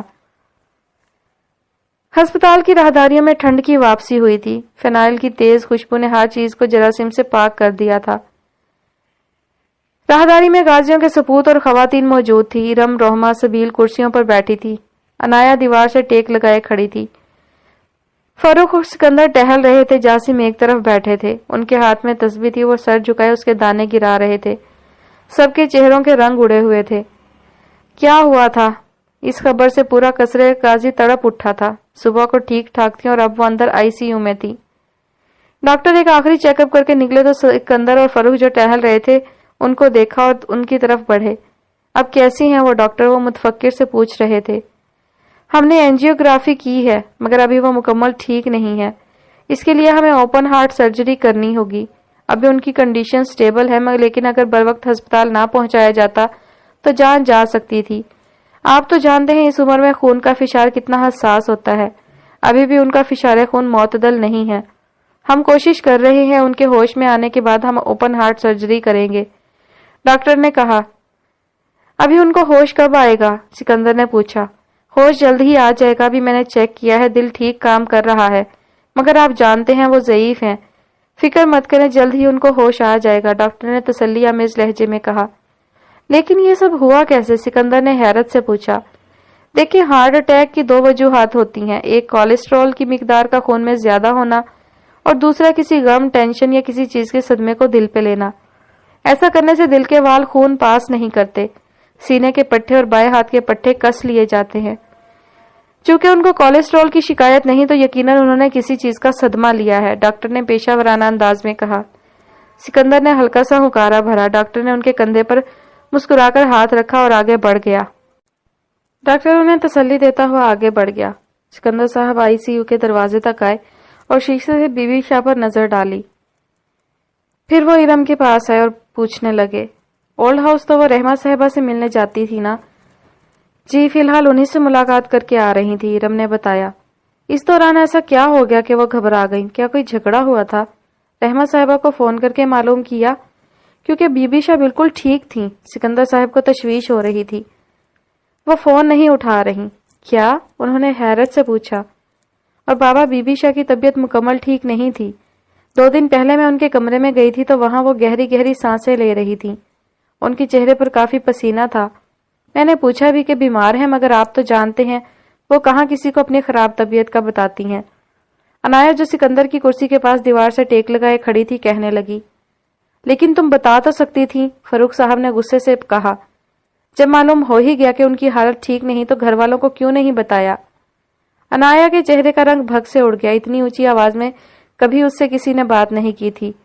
وہ کچھ خجل ہوئی اور کچھ پریشانی بھری، پھر کچھ کسمسائی۔ چچا، انہوں نے کہا کہ وہ ٹھیک ہیں تو انہوں نے کہا کہ ٹھیک ہیں اور تم نے یقین کر لیا۔ اتنی چھوٹی تو نہیں ہو تم کہ بیمار اور صحیح کا پتہ نہ چلے۔ اب دیکھ رہی ہو ان کی حالت، اگر ان کو کچھ ہو گیا تو۔ فاروق درشتی سے کہہ رہے تھے، ان کو عنایا پہ شدید غصہ آ رہا تھا۔ چچا، مجھے لگا وہ واقعی ٹھیک ہیں، عنایا نے شرمندگی سے دبے دبے لہجے میں کہا۔ سکندر نے بھی ذرا غصے سے دیکھا مگر پھر گہری سانس بھر کر رہ گئے۔ آدھے گھر والے یہاں موجود تھے۔ فاروق، تم ان کو قصر لے جاؤ، مگر سکندر، بی بی شاہ، میں اور تم ادھر ہی رکتے ہیں، جاسم ان سب کو لے جائے گا۔ فاروق کا دل دھڑکا تو انہوں نے نرمی سے کہا۔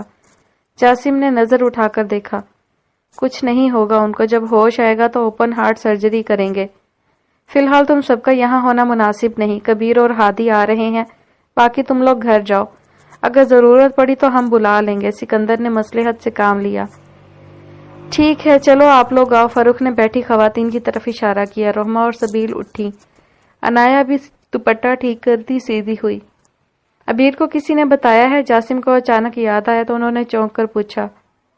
شاید نہیں بتایا، میں ہادی سے کہتا ہوں وہ بتا دے گا، لیکن فی الحال تم لوگ گھر جاؤ، صفا اور مروہ اکیلی ہیں۔ فاروق خواتین کو لے کر ہسپتال سے باہر آ گئے جہاں سامنے سڑک کی ایک طرف ان کی گاڑی کھڑی تھی۔ عنایا نے پرس سے چابی نکالی اور ڈرائیونگ سیٹ کا لاک کھولا تو فاروق نے اچانک چابی اچک لی۔ اس اچانک افتاد پہ عنایا نے گڑبڑا کر دیکھا۔ میں چلا لیتا ہوں گاڑی، تم پیچھے بیٹھ جاؤ، ورنہ روٹھے پن سے بولے۔ عنایا کو شوق لگا تھا، اتنا روکھا روکھا رویہ، اب ایسی بھی کیا رکھائی سے بات کرنا۔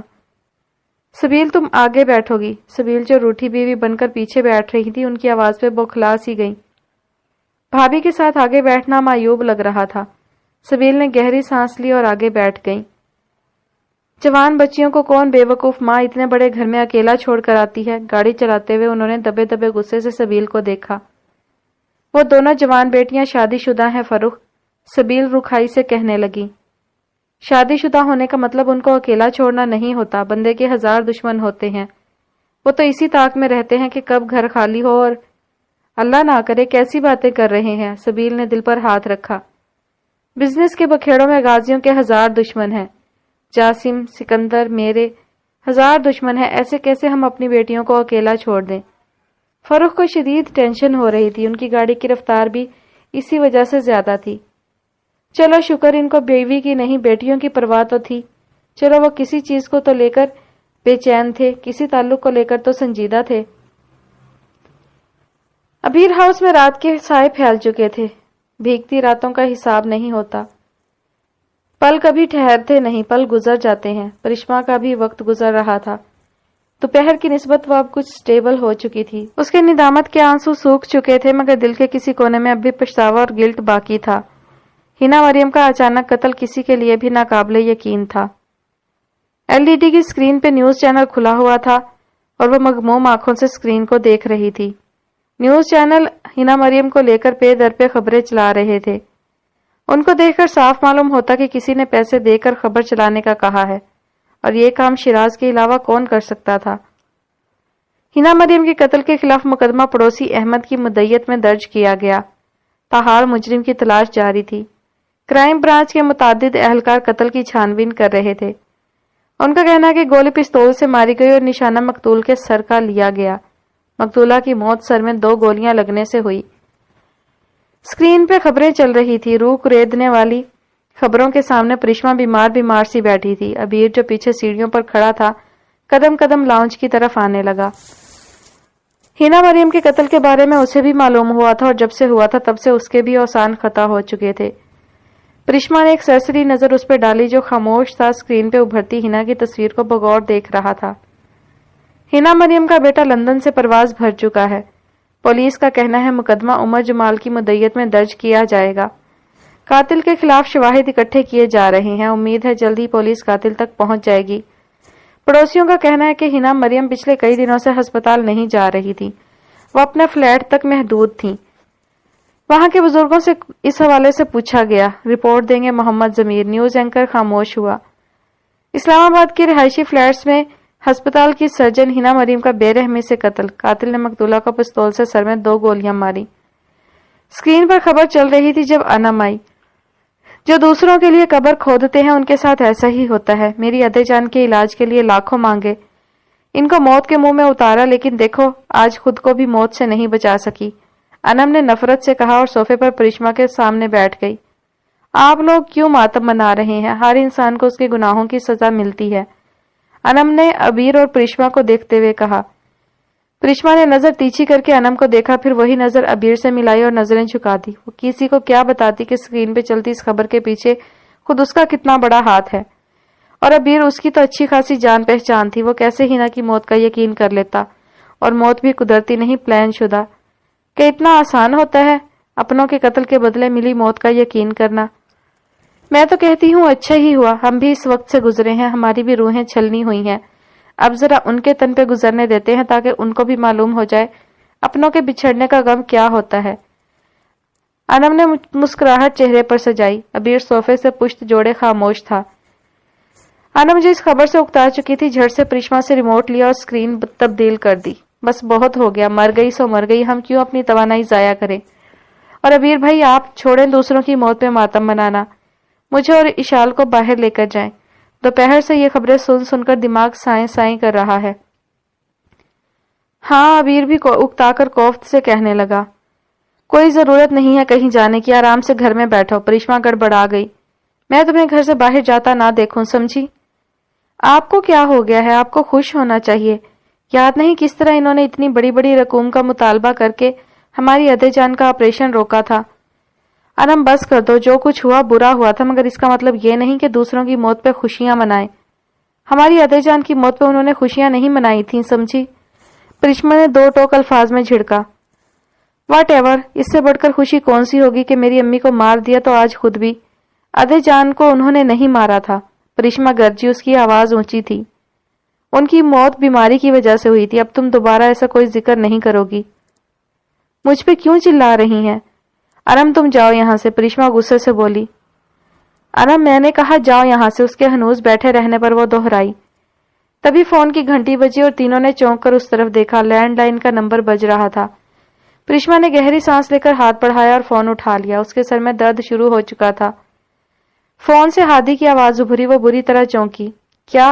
کب؟ کہاں؟ کس ہسپتال میں؟ اچھا ٹھیک ہے بھائی، میں بتاتی ہوں۔ اس نے فون واپس رکھا، پھر یکا یکا ابیر کی طرف مڑی۔ ابیر آپ کا فون ہے۔ میرا فون؟ اسے یاد آیا فون کی بیٹری ڈیڈ ہو چکی تھی، اس نے چارجنگ پہ لگایا ہوا تھا اوپر کمرے میں۔ او گاڈ، ہادی بھائی آپ کو کب سے کال کر رہے ہیں؟ آپ کی دادی کو ہارٹ اٹیک آیا ہے، وہ ہسپتال میں ہے، کچھ دیر میں ان کی اوپن ہارٹ سرجری ہے، پریشما نے ایک ہی سانس میں بتایا۔ کیا؟ ابیر نے استجاب سے دیکھا، دل زور سے دھڑکا، یوں کہ پسلیاں ٹوٹنے کا ڈر محسوس ہوا۔ کس ہسپتال میں ہے؟ وہ بے خود ہو چکا تھا۔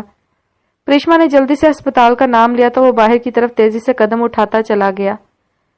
یا اللہ مدد! پریشما ڈھہ جانے والے انداز میں صوفے پر بیٹھ گئی۔ قصر غازی پر رات کے سائے گہرے ہو چکے تھے، لان کی بتیاں بجھ چکی تھیں۔ فروخ اور خواتین کو آئے ہوئے کافی وقت بیت چکا تھا جب مروہ صفا کو سوتا چھوڑ کر اپنے کمرے میں آئی تھی۔ شہر خاموشوں پر تیز ہوا سرسرا رہی تھی، مروہ کے کمرے کے پردے پھڑپھڑا رہے تھے۔ وہ اپنے کمرے میں صوفے پر اوپر پیر سمیٹے بیٹھی تھی، اس کی نظریں مووی پر چل رہی تھی۔ جب سے روحما نے بتایا تھا کہ بی بی شاہ کی حالت سٹیبل ہے، تب سے گھر میں کے مضطرب حالات کو کچھ سکون ہوا تھا۔ مروہ کو بذات خود بی بی شاہ سے کچھ خاص لگاؤ نہیں تھا، مگر گھر کی بزرگ ہونے کے ناطے ان کی بیماری اور صحت کا احترام کرتی تھی۔ آج کمرہ خالی خالی اور صاف تھا، کیونکہ آج نہ ہادی تھا اور نہ ہی اس کی بکھری ہوئی چیزیں۔ اس نے کمرے میں آتے ہی سکون کا سانس لیا تھا، تبھی اس کے موبائل کی گھنٹی بجی۔ وہ سیدھی ہوئی ہاتھ بڑھا کر موبائل اٹھایا، ہادی کا نمبر جگمگا رہا تھا۔ اس نے فون ریسیو کیا۔ کیسی ہو مروہ؟ اس نے نظر سامنے گھڑی پہ ڈالی جہاں رات کے 12 بج رہے تھے، پھر گہری سانس لی۔ رات کی اس پہر تم نے یہ پوچھنے کے لیے فون کیا ہے؟ کیوں، کیا ہوا؟ سو رہی تھی کیا؟ ہادی نے جھینپ کر پوچھا۔ عموماً وہ اس وقت سوتی نہیں تھی، مگر مروہ فروخ غازی کا کیا بھروسہ کرنا۔ ہاں جی سو رہی تھی۔ چور سی نظر اس نے LED پر ڈالی۔ تم نے ڈسٹرب کر دیا، ساری نیند خراب کر دی۔ اتنا بڑا بیڈ ہے، کوئی دوسرا نہیں، آج تو بہت سکون کی نیند آ رہی ہے۔ اوہ سوری، مجھے اندازہ نہیں تھا۔ میں نے یہ بتانے کے لیے فون کیا تھا کہ بی بی شاہ کو آپریشن تھیٹر لے گئے ہیں اور میرا آج رات آنا مشکل ہے، اس لیے وہ کچھ کہنا چاہتا تھا، دفتن سارا مزہ خراب ہو گیا تو اس نے شانے جھٹکے۔ تم تو پہلے سے ہی سوئی ہوئی تھی، کون سا میرا انتظار کر رہی تھی، اس لیے دوبارہ سو جانا۔ او ہادی، مروہ لاڈ سے کہنے لگی، تمہیں لگا میں تمہارا انتظار کر رہی ہوں گی؟ انتظار نہیں تو؟ ہادی نے ہسپتال کے باہر سڑک کے کنارے پڑے پتھر کو پیر سے ٹھوکر ماری۔ مجھے لگا تمہیں بی بی شاہ کی ٹینشن ہو سکتی ہے۔ تھی تو صحیح، مگر امی نے بتایا کہ وہ ابھی ٹھیک ہیں تو ساری ٹینشن ختم ہو گئی۔ اس نے ہنکارا بھرا، باتیں ختم ہو چکی تھی، اب مزید کیا کہا جا سکتا تھا؟ اور یہ تو ہادی جانتا تھا کہ وہ کبھی اس کے بارے میں نہیں پوچھے گی۔ کھانا کھایا تم نے؟ کمرہ لاک کر کے سوئی ہو؟ اکیلی ہو؟ نہیں، ویسٹ انڈیز کی پوری فوج ہے میرے ساتھ، مروہ نے گڑبڑا کر کہا۔ کیا بچوں جیسے سوال کر رہے ہو ہادی؟ کھانا کھا لیا ہے اور سکون سے اپنے کمرے میں ہوں، اور اب یہاں پر میں کس کو اپنے ساتھ سلاؤں گی؟ نہیں، مجھے لگا شاید تم ڈر۔ فار گاڈ سے ہادی، تم نے مجھے کوئی 10 سال کی بچی سمجھ رکھا ہے؟ آئی ایم فائن، اور میں بالکل بھی ڈر نہیں رہی۔ تو پھر ایسا کرو، سو جاؤ آرام سے، میں فون رکھ رہا ہوں، ہادی نے جتاتے ہوئے کہا۔ تمہیں اب تک رکھ دینا چاہیے تھا، مروہ نے لاپرواہی سے کہا تو وہ ہنس دیا۔ بائے، ہادی کی الوداعی آواز ابھری۔ اس نے فون بند کر دیا اور پھر سے LED کی آواز چلا دی۔ نیم اندھیر کمرے میں صرف LED کی روشنی چل رہی تھی، وہ آنکھوں کی پتلیاں سکیڑے بہت غور سے اسکرین کو دیکھ رہی تھی، جب بڑی سی اسکرین پر ایک سیاہ رنگ کا کیڑا، اس کی لمبی لمبی مونچھیں تھی، رینگنے لگا۔ مروہ صوفے سے ایسے اچھلی جیسے پاپ کارن کے دانے گرم توے پر اچھلتے ہیں۔ اس نے چھلانگ لگائی، کمرے میں اس کا دشمن، اس کا جانی دشمن، اس کا عدوئے جاں کاکروچ آ چکا تھا، جو اپنی بڑی بڑی مونچھوں اور پتلے پتلے پروں سے کمرے کے چکر کاٹ رہا تھا۔ اس کے اڑتے پروں کی سرسراتی آواز نے مروہ کے اوسان خطا کر دیے تھے۔ وہ جتنی تیزی سے کمرے کے بورڈ تک آئی تھی اور بتیاں جلائی تھی، شاید اتنی تیزی سے پاکستان کی بجلی بھی نہیں جاتی۔ बत्तियां रोशन होने से कमरा रोशन हो गया और अब उसका दुश्मन जान वाजिया था। LED की स्क्रीन की बजाय वो अब उसके बेड के सिरहाने वॉक कर रहा था। मरवा की जान जाती गई, दिल हलक को आ गया। वो वहीं दरवाजे के पास खड़ी रही। एक बार पहले भी टेरेस से आते हुए एक काकरोच से उसका सामना हुआ था, लेकिन तब हादी की उड़ती हुई चप्पल लगने से वो चल बसा था। अब यहाँ ना हादी था और ना ही उसकी उड़ती हुई चप्पल। वो काकरोच पर नजर रखती तेजी से सोफे तक आई और उस मोबाइल उठाया और उसी तेजी से कमरे से निकलकर टेरेस में आई और टेरेस का दरवाजा बंद कर दिया। अब काकरोच अंदर था और मरवा बाहर। उसने जल्दी जल्दी हादी का नंबर डायल किया। क्या हुआ मरवा, सब ठीक है? हादी ने पूछा। हादी, वो कमरे में कोई है। मरवा की उड़ती हुई हवाइयां, उसकी तशवीशज़दा आवाज और लड़खड़ाती आवाज ने अस्पताल की राहदारी में चलते हादी के पैरों से जमीन खींच ली। एक पल के लिए उसकी आंखों के सामने अजी और यूसुफ का चेहरा उभरा और उनकी चालें। मरवा रिलैक्स, ये बताओ तुम कहाँ हो? हादी ने राहदारी में अपनी स्पीड तेज कर दी। मैं टेरिस में हूँ, मैंने उसे कमरे में लॉक कर दिया है। मरवा, डरो नहीं, गार्ड्स को बुलाओ, घर वालों को फोन करके जगाओ, प्लीज टेरेस का दरवाजा मत खोलना, मैं आ रहा हूँ। वो भागते हुए अस्पताल से निकल चुका था। हादी, मैं एक मामूली से काकरोच के लिए घर वालों को नहीं जगा सकती, तुम प्लीज जल्दी आ जाओ, उसने सहमे सहमे लहजे में कहा। दूसरी तरफ हादी को लगा उसने कुछ गलत सुना है। एक मिनट, क्या कहा तुमने? काकरोच? हाँ काकरोच। यार मैं मूवी देख रही थी, पता नहीं कहाँ से निकल आया, पहले वाले से ज्यादा बड़ा है, इतना गंदा भद्दा और बड़ी बड़ी मूछें हैं, पूरे कमरे को एयरपोर्ट समझकर उड़ रहा है। और मरवा, तुम एक काकरोच से डर गई? और मुझे लगा, हादी ने हाँफते हुए जवाब दिया। हादी प्लीज जल्दी आ जाओ, उसे देखकर मेरी रूह निकल रही है। अच्छी बात है, निकलनी भी चाहिए, बल्कि मैं तो कहता हूँ वो और उसका पूरा खानदान तुम पे चढ़ जाए ताकि तुम्हारी अकल ठिकाने लग जाए। हादी प्लीज यार। क्या प्लीज? तुम अपनी वेस्ट इंडीज की फौज को बुलाओ और उससे कहो कि ये काकरोच नामी एयर स्ट्राइकर तुम्हारे कमरे से निकाल दे, क्योंकि मैं नहीं आ रहा। मजाक किया था यार, तुम जानते हो मुझे काकरोच से कितना डर लगता है, जल्दी से आओ, इसे बाहर निकालो। ना मैं आ रहा हूँ ना ये बाहर निकलेगा, तुम पूरी रात टेरेस पे गुजारोगी। बहुत शौक था ना सोने का, जाओ सो जाओ, हादी ने मसनूई गुस्से से कहा। उसके लिए सॉरी, मगर इसके लिए प्लीज, वो शिद्दत से कहने लगी। तुम्हें तो मेरे बगैर बहुत सुकून की नींद आ रही थी ना, बड़ा खुला बेड, कोई दूसरा नहीं। अब काकरोच आ चुका है तो शेयर कर लो उससे, बेचारा छोटा सा होता है, ज्यादा जगह नहीं लेगा, हादी ने चिढ़ाते हुए कहा। मजाक मत करो, ये वक्त मजाक का नहीं, एक्शन का है। वही तो, मेरे लिए तो बड़ी हिटलर, बड़ी चंगेज खान बनी फिरती हो, अब क्या हुआ? काकरोच देखकर सारा रौब खत्म हो गया क्या? काकरोच से तो चंगेज खान भी डरता होगा, मैं क्या चीज हूँ? तुम क्यों अनाप शनाप बोल रहे हो? मदद करने आ क्यों नहीं जाते?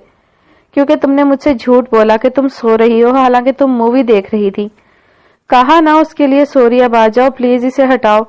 नहीं आ रहा, अब तुम या तो उसके साथ रूम शेयर करो या फिर टेरेस में रात गुजारो। मैं तो नहीं आ रहा, बेफिक्र रहो। भाड़ में जाओ तुम और भाड़ में जाए तुम्हारी फिक्र। उसने गुस्से से फोन बंद कर दिया। आया बड़ा मदद करने वाला, समझता क्या है खुद को, मैं इसकी मदद की मोहताज। हाय अम्मी, काकरोच स्लाइडिंग डोर से चिपक गया था। दरवाजा बंद था मगर उसकी बड़ी बड़ी आंखें और लंबी लंबी मूछें बहुत भयानक थीं। गंदे हादी, कितनी बार कहा है रूम साफ रखा करो, कम से कम ऐसी चीजों के दौरे तो कम होंगे। तुम्हारी वजह से हर तीसरे दिन इनसे मुज़ाकरात करने पड़ते हैं। वो काकरोच से नजरें चुराती हुई बड़बड़ाई। अल्लाह पूछे तुम्हें हादी, वो मुंह ही मुंह में गुस्से से बोली। आज की रात टेरेस पे पक्की थी। अस्पताल की ठंड, यख और मंजमद सी खामोश इमारत के सामने यकायक पुलिस की गाड़ियां रुकी। एक के बाद दीगरे 3 पुलिस मोबाइल खड़ी हो गई और मुसल्ला एहलकार धप धप नीचे उतरने लगे। रेंजर्स अपनी अपनी पोजीशन लेने लगे। एक कतार में एहलकार घुटनों पर बैठे और अपनी अपनी राइफल सीध में तान ली। उनकी पोजीशन क्लियर हो चुकी थी। अस्पताल में यकबार की सबको घुसता देखकर सब लोग एक तरफ हो गए। एक पुलिस मोबाइल जो सबसे आगे खड़ी थी, उसके आगे दरवाजे खुले और डीएसपी अडियाला जेल बाहर निकले। उनके साथ पुलिस एहलकार भी थे जो राइफल सीने पर थामे उनके पीछे पीछे बढ़ रहे थे। लंबे लंबे ढक भरते हुए अस्पताल के मरकजी अरशे में काउंटर के पास रुके। इंस्पेक्टर ने आगे बढ़कर रिसेप्शन के काउंटर के पीछे मौजूद लड़की से कुछ पूछा, जिसमें उसने हाथ बढ़ाकर बताया। डीएसपी जिसके हाथ में छड़ी थी, जिसे वो एक हाथ से दूसरे हाथ पे जोर जोर से मार रहे थे, संजीदा तासुरात और सख्त एहसाब तने आगे बढ़े। कुछ पुलिस एहलकार मुख्तलिफ राहदारियों में अपनी पोजीशन संभाले खड़े थे। पूरे अस्पताल में खौफ और हरास की कैफियत बढ़ने लगी।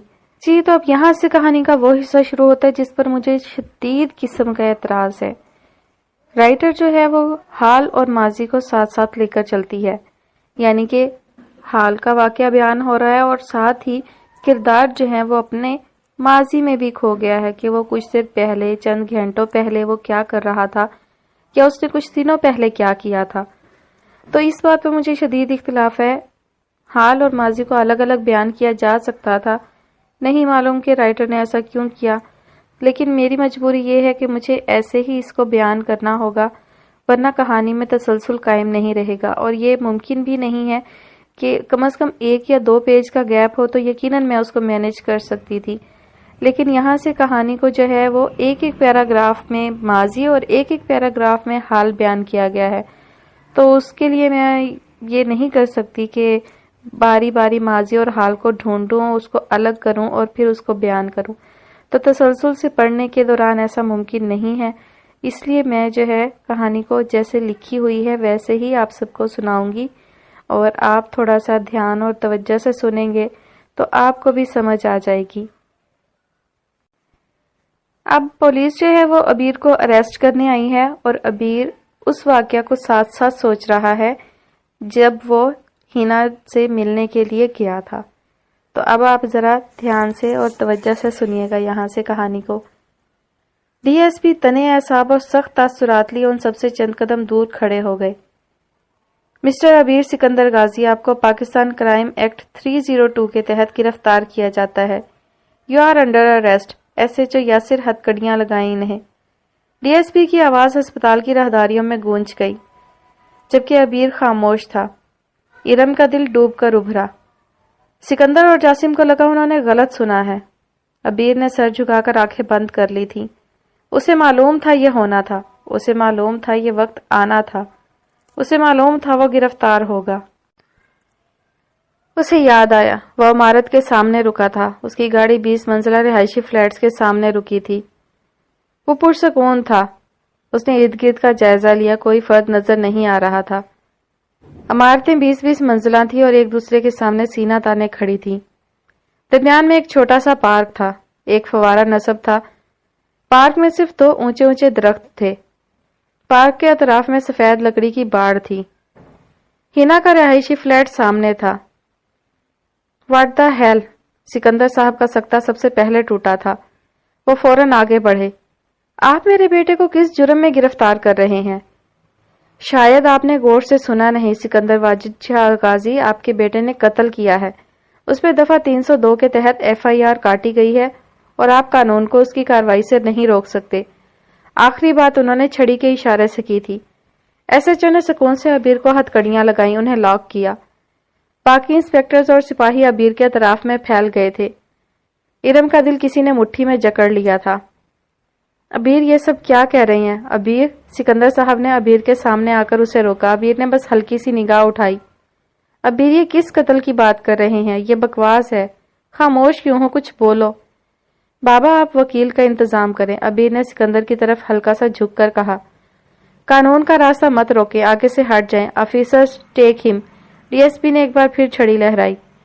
لیکن کیا آپ بتانے کی زحمت کریں گے کہ میرے بھائی نے کس کا قتل کیا ہے؟ کبیر نے آگے بڑھتے ہوئے درست لہجے میں پوچھا۔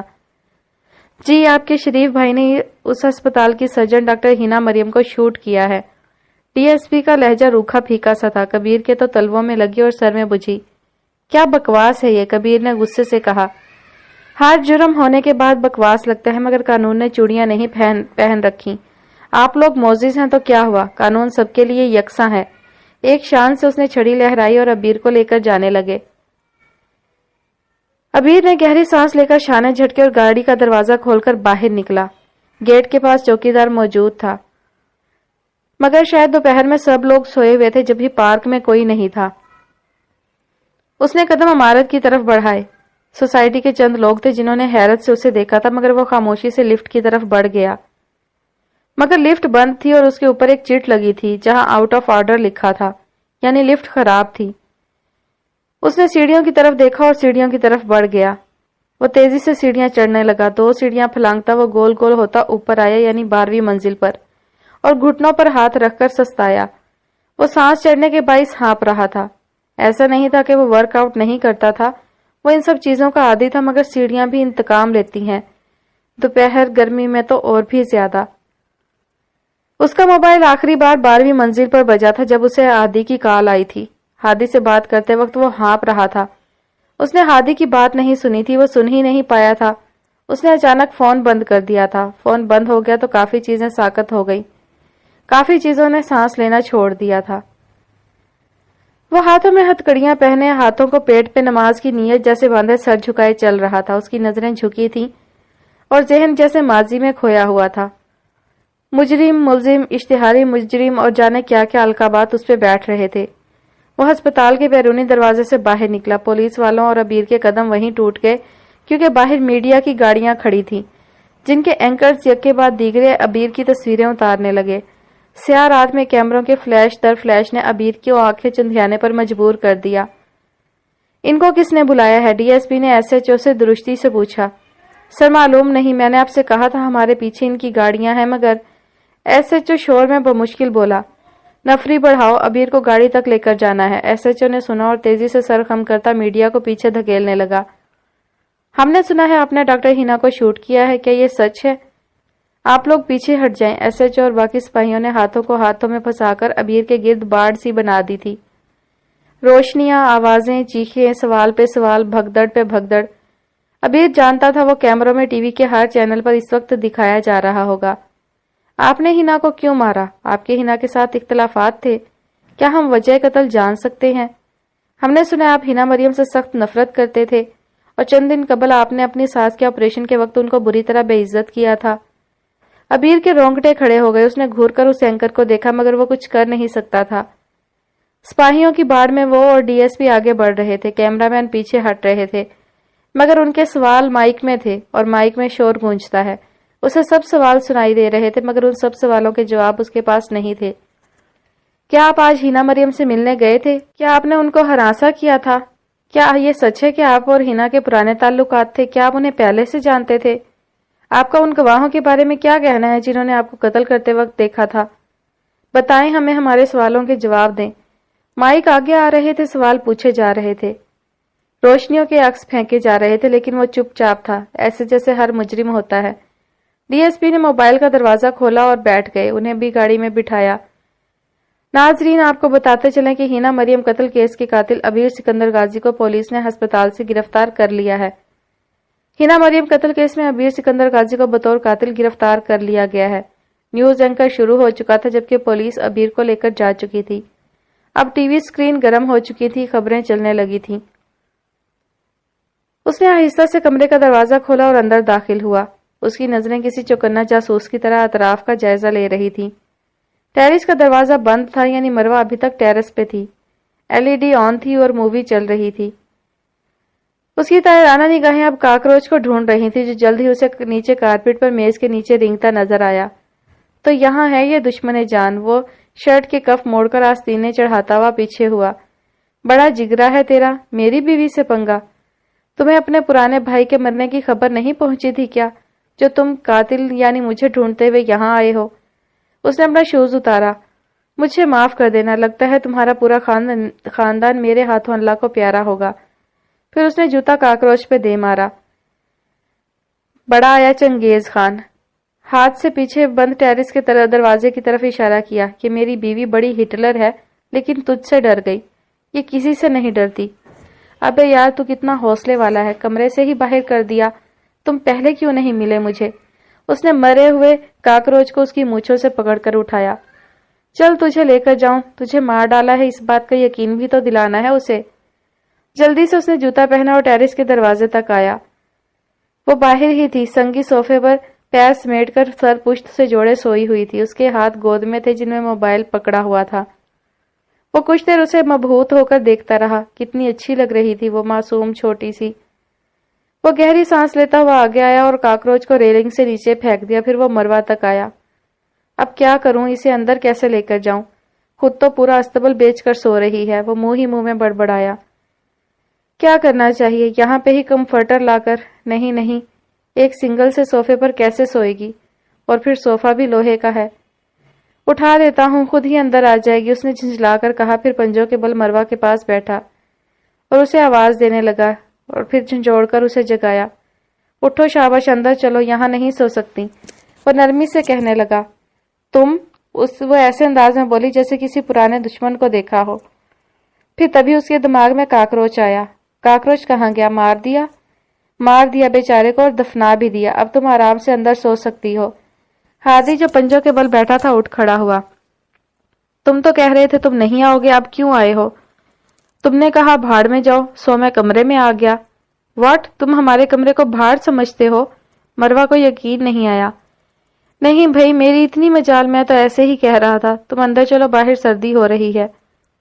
سچ سچ بتاؤ، کاکروچ کو مار دیا نا؟ مار دیا اور بالکنی سے نیچے بھی پھینک دیا۔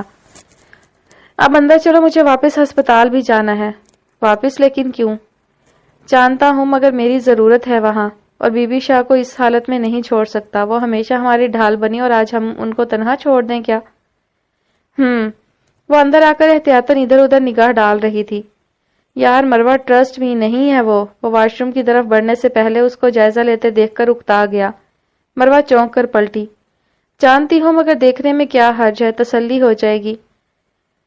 ابیر ہاؤس پر خاموشی کے بادل چھائے ہوئے تھے۔ کرشمہ انصاری کا دماغ سائیں سائیں کر رہا تھا، جس کی وجہ سے سب ہوا تھا، جو ہر چیز کی وجہ بنی، اس نے ہر چیز بگاڑ دی تھی۔ سچ تھا، کڑوا تھا، مگر حقیقت تھی، اس سے انکار نہیں کیا جا سکتا تھا۔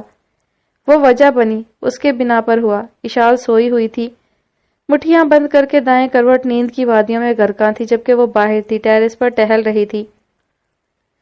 نیند آنکھوں سے کوسوں دور تھی، بار بار ہنا مریم کے حوالے سے دل میں ہول اٹھ رہا تھا۔ وہ چونک کر دیکھنے لگی، دروازے پر ہلکی سی دستک ہوئی تھی۔ آپی جلدی نیچے آئیں۔ انم باہر کھڑی تھی اور اس کے چہرے پر ہوائیاں اڑی ہوئی تھیں۔ کیا ہوا انم، سب ٹھیک ہے؟ اتنی گھبرائی ہوئی کیوں ہو؟ سوال مت کریں آپی، جلدی سے نیچے آئیں۔ انم نے اس کا ہاتھ پکڑا اور گھسیٹتی ہوئی نیچے لے گئی لاؤنج پہ۔ یہ دیکھیں آپی، یہ کیا کہہ رہی ہیں؟ ابیر بھائی نے ہنا مریم کا قتل کیا ہے۔ اسکرین پر ابیر کو ہسپتال سے گرفتار کرنے والا منظر چلایا جا رہا تھا۔ دوسرے ہی لمحے سرخ پٹیاں، سرخ شہ سرخیاں، اس کا دل بھر گیا۔ وہ صوفے پر ڈھہ جانے والے انداز میں بیٹھ گئی۔ ہنا مریم کے قاتل کو پولیس نے پکڑ لیا۔ اسلام آباد کی سول ہسپتال کی ڈاکٹر کا قاتل غازی کنسٹرکشنز کا ایم ڈی ابیر غازی نکلا۔ خبروں کی جی جان بوچھاڑ نے لاؤنج کو اچانک کسی ماتم کدا میں بدل دیا تھا۔ ہمارے ساتھ خواتین کے حقوق کے تحفظ کے لیے اپنی کوشش کرتے اسلام آباد کے بڑے ٹرسٹ اونر غلام سرور معین صاحب موجود ہیں۔ ان سے پوچھتے ہیں کہ ڈاکٹر ہنا کے قتل، جیسا کہ ہم سب جانتے ہیں، جانی مانی شخصیت ہے، ملک میں اور عوام کے درمیان ان کا بڑا نام ہے، تو معین صاحب بتائیے یہ سب کیسے ہوا، کیوں ہوا؟ اسکرین پر 4 ڈبے ابھر کے، ایک طرف اینکر کی تصویر تھی، دوسری طرف کوٹ سوٹ میں ملبوس معین صاحب کی، اور باقی دونوں ڈبوں میں ابیر کی گرفتاری کے مناظر دکھائے جا رہے تھے۔ سب سے پہلے تو السلام علیکم۔ میرے اس واقعے کو سن کر ابھی تک رونگٹے کھڑے ہو رہے ہیں۔ ہنا مریم کو میں ذاتی طور پر جانتا تھا، وہ مایا ناز سرجن تھی اور بے شک قوم کا سرمایہ تھی۔ ان کا یوں بے دردی سے قتل پوری قوم کو جھنجھوڑ کر رکھ گیا ہے۔ ابیر غازی نے ایسا کیوں کیا، اس کے بارے میں فی الوقت رائے دینا مناسب نہیں ہوگا، کیونکہ ہمیں نہیں پتا انہوں نے ایسا کیوں کیا، لیکن جہاں تک معلوم ہوا ہے تو انہوں نے ہنا کو گولیاں مار کر قتل کیا۔ گواہوں کا کہنا ہے انہوں نے خود ابیر کو دیکھا ہے۔ ان میں سے احمد، جو وہاں سیڑھیوں پر موجود تھا، خود اس نے ابیر غازی کو ہنا مریم کے فلیٹ سے نکلتے دیکھا۔ ٹھیک اس سے چند لمحے قبل گولی چلی تھی۔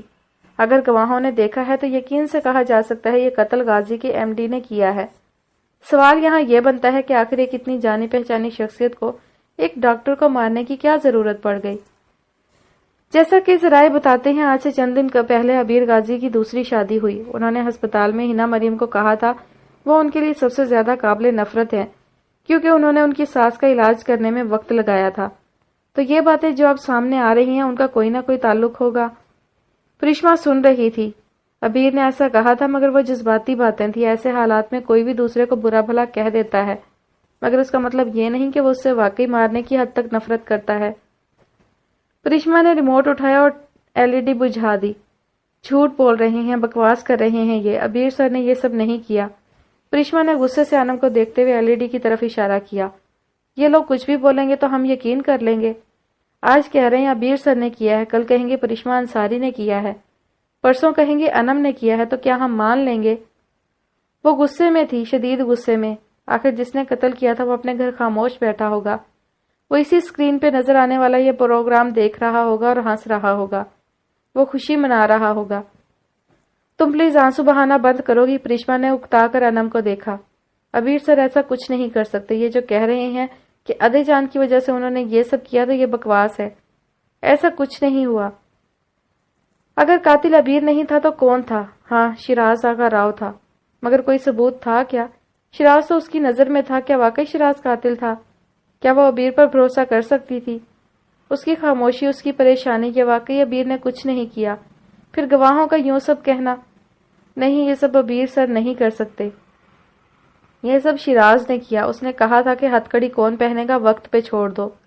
हाँ, ये उसने किया है। उसने ही हिना मरियम को मरवाया है। क्या वाकई चीजें इतनी साफ हैं? क्या सच में? वक्त बीत जाता है मगर कहानियों की हर बार नई शुरुआत होती है। चीजें हमेशा मुश्किल होती हैं और उन्हें मुश्किल बनाने में हमारा हाथ 80% होता है। आप लोग अभी तक नहीं सोए? वो कमरे के दरवाजे की नॉब पे हाथ रखे जरा सा हैरत ज़दा लहजे में पूछ रहा था। नाज़नीन और हया ने चौंक कर उसे देखा। स्याह रंग की रफ सी टी शर्ट और रफ सी पैंट में मलबूस वो खुमार आलूद लहजे में कह रहा था, आओ शिराज, वहां क्यों खड़े हो? वो तमकनत से कहने लगी। शिराज कदम कदम चलता उन तक आया और सोफे पर बैठ गया। आपके कमरे में गया था, आप वहां नहीं थी। मुलाजिम ने बताया आप यहाँ हैं। नहीं बेटा, आज की रात सोने की नहीं है। दुश्मनों के घर तो तूफान बरपा हुआ है। देख रही थी मैं सोशल मीडिया पे, जाने क्या क्या गालियां दे रहे हैं लोग। शिराज ने उकता कर देखा। बेफिक्र रहें, गाजियों को खबरों की जीनत बनना आता है। ये सिर्फ एक सस्ती शोहरत है, सिर्फ इसलिए कि जो लोग नहीं जानते वो भी जान जाएं। नाज़रीन ने उसकी बात सुनकर शाने झटके। फैल जो भी है, इस बार कत्ल का केस है। उनके लिए निकलना मुश्किल हो जाएगा। काफी बड़ा हंगामा बरपा है सोशल मीडिया पर।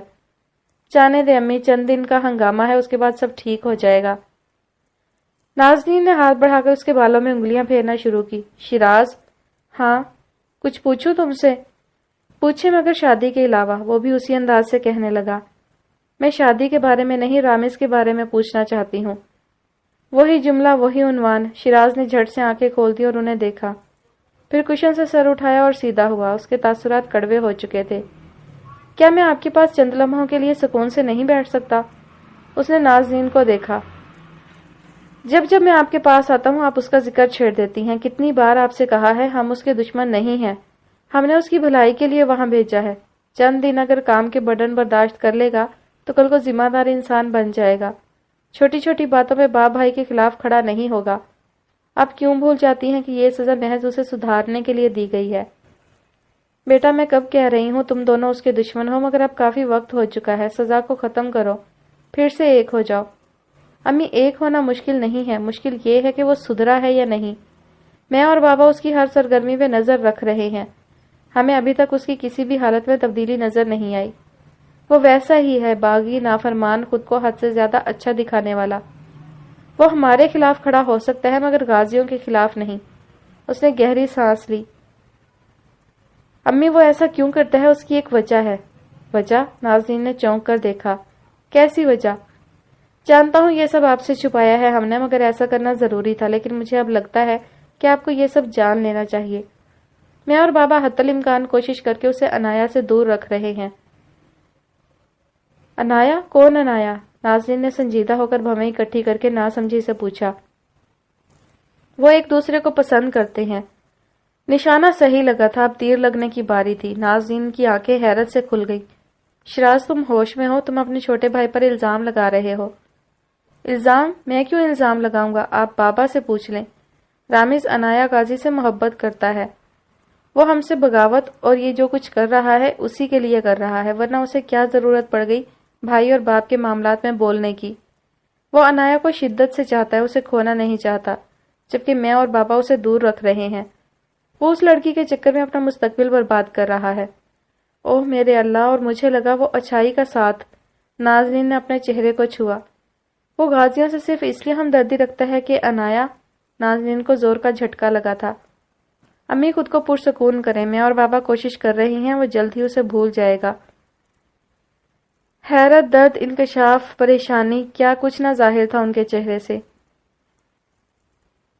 اسے ماں کو خاموش کرنا تھا، اس نے کر دیا۔ اس نے ایک تیر سے کئی شکار کیے، کئی شکار مارے تھے اس نے۔ یہی اس کی پہچان تھی، گناہ سے پہلے گناہ سر تھوپنا۔ اب وہ مطمئن تھا، یہ لڑکا ہماری پریشانیاں بڑھا رہا ہے۔ نازنین نے دل پہ ہاتھ رکھا۔ پریشان نہ ہو، میں ہوں نا، میں سب دیکھ لوں گا، وہ نرمی سے کہہ رہا تھا۔ حیا نے مسکرا کر دیکھا، بھائی پہ ایک فخر سا محسوس ہوا۔ ویسے امی، آپ کی پریشانیوں کا حل ہے میرے پاس، اگر آپ کہیں تو۔ بولو بھی، نازنین نے اکتا کر کہا۔ آپ اپنی بڑی بہو لے آئیں، بھائی اچھی خاصی عمر کے ہو گئے ہیں، اب تو بنتا ہے شادی کرنا۔ شیراز کو جھٹکا لگا۔ جی نہیں، ابھی نہیں، پھر کبھی، شیراز نے پہلو بدلتے ہوئے کہا۔ امی یہ ایسے ہی جان چھڑاتے رہیں گے، میری ماں نے ان کی ایک نہ سنے، اور بھابھی لے آئیں۔ ویسے بھی سوسائٹی میں ڈھیروں ماں باپ کی لاتعداد بیٹیاں بھائی کی راہ دیکھ رہی ہیں، آپ کو بھی سکون ہو جائے گا اور بھائی کی زندگی بھی بدل جائے گی۔ وہ پرسکون انداز میں مشورے دے رہی تھی۔ بس بس امی کو زیادہ الٹے سیدھے مشورے دینے کی ضرورت نہیں، مجھے جب شادی کرنی ہوگی تو لڑکی بھی دکھا دوں گا اور اپنی مرضی بھی، سمجھی؟ وہ اٹھا اور حیا کو سر پہ ہلکی سی چپت رسید کی اور پھر مسکراتا ہوا باہر چلا گیا۔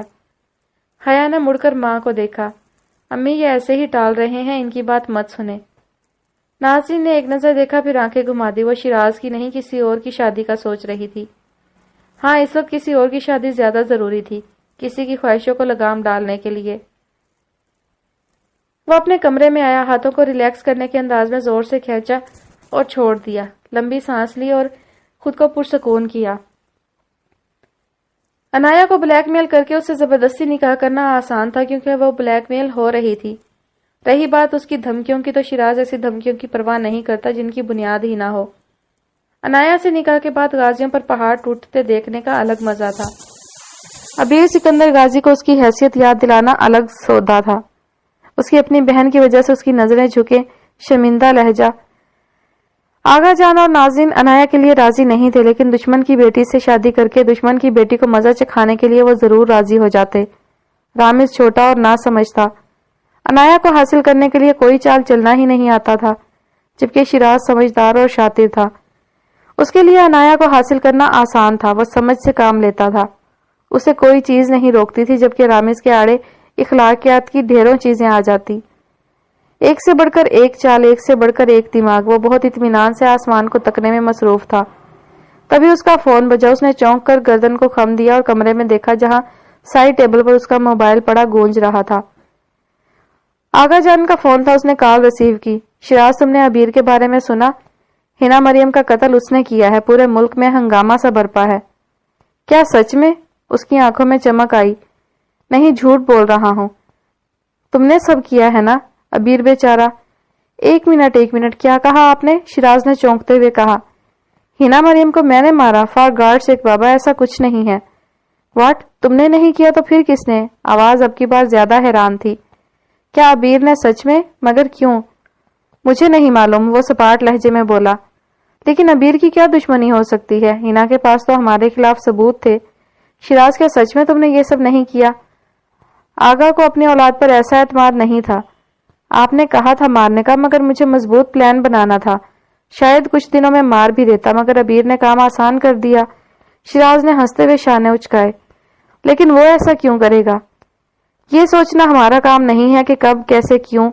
ان حالات میں ہمیں اپنی پوزیشن مستحکم کرنی ہوگی۔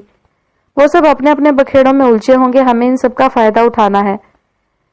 تم کیا کرنے والے ہو؟ آغا جان کی تشویش بھری آواز ابھری۔ میں وہی کروں گا جو تیسرا دشمن دو دشمنوں کے درمیان کرتا ہے۔ دو دشمنوں؟ انہوں نے آنکھیں چندھیا کر پوچھا۔ تو تم دونوں میں سے ایک فریق سے دوستی کرو گے؟ آغا جان سمجھدار تھے، جبھی تو شیراز کے باپ تھے، اور وہ فریق غازی تو ہونے سے رہے۔ وہ استہزائیہ انداز میں کہنے لگا۔ تو عمر جمال کا تیار ہوگا؟ آغا جان نے پوچھا۔ وہ جوان ہے بابا، گرم خون اور جلتی چنگاری۔ میں نے تو صرف پھونک مارنی ہے، آگ تو خود بخود بھڑکے گی۔ اور تم ایسا کیوں کرو گے؟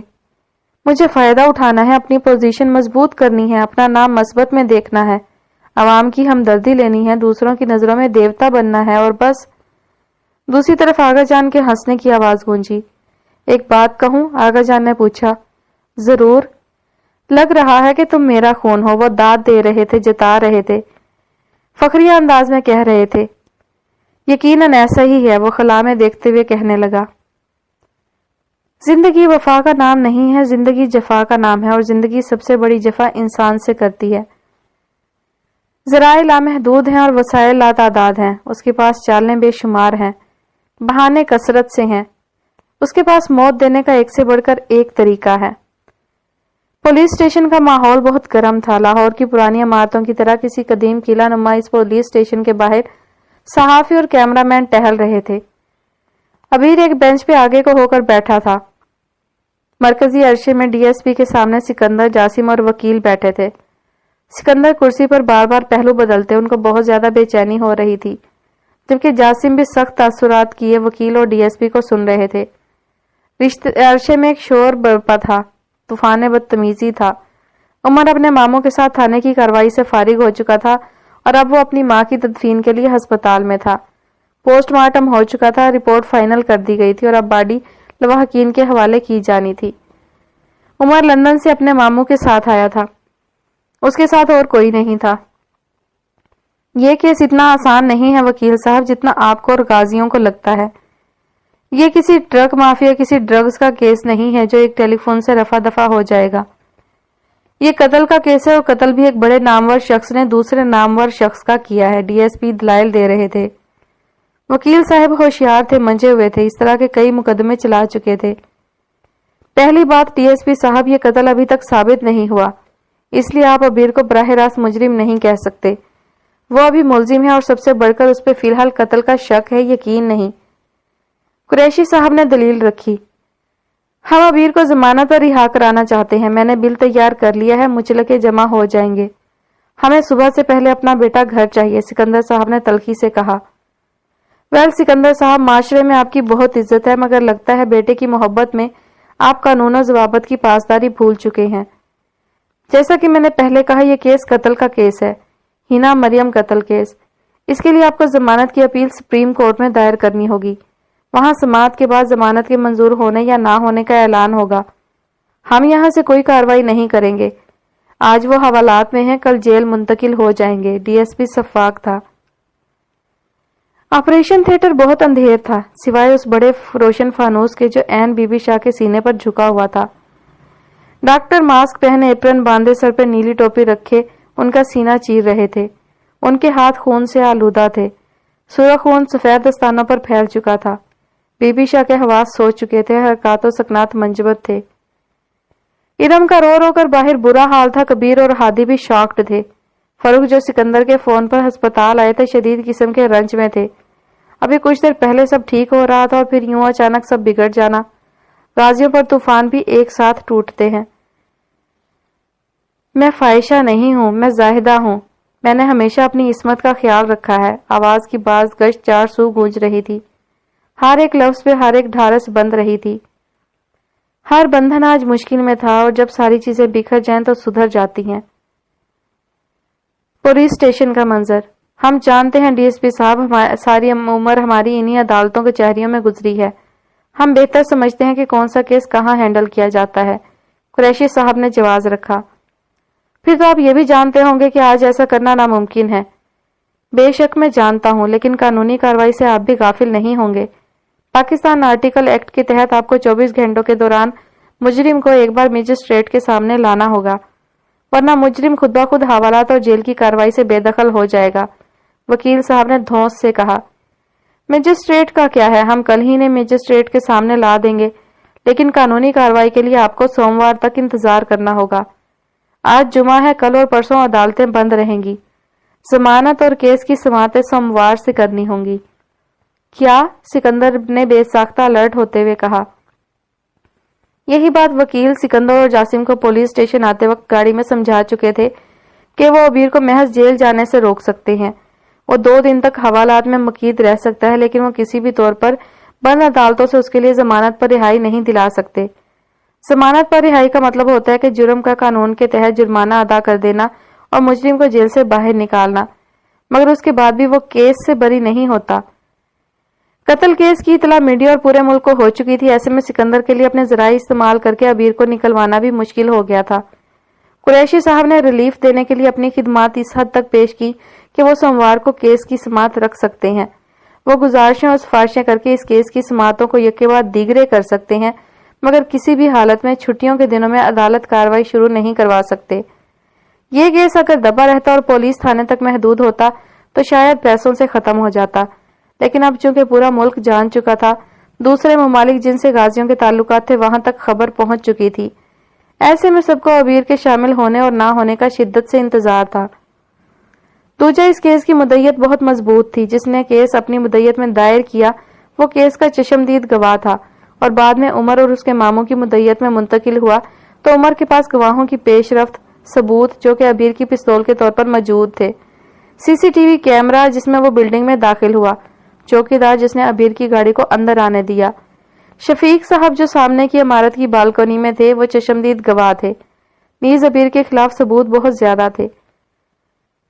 ہاسپٹل کا منظر۔ انسان کے کان اس وقت بھی جاگتے رہتے ہیں جب وہ سویا ہوتا ہے۔ اس کے کانوں میں لگے سینسر آف وائس اور ساؤنڈز چوکس ہوتے ہیں۔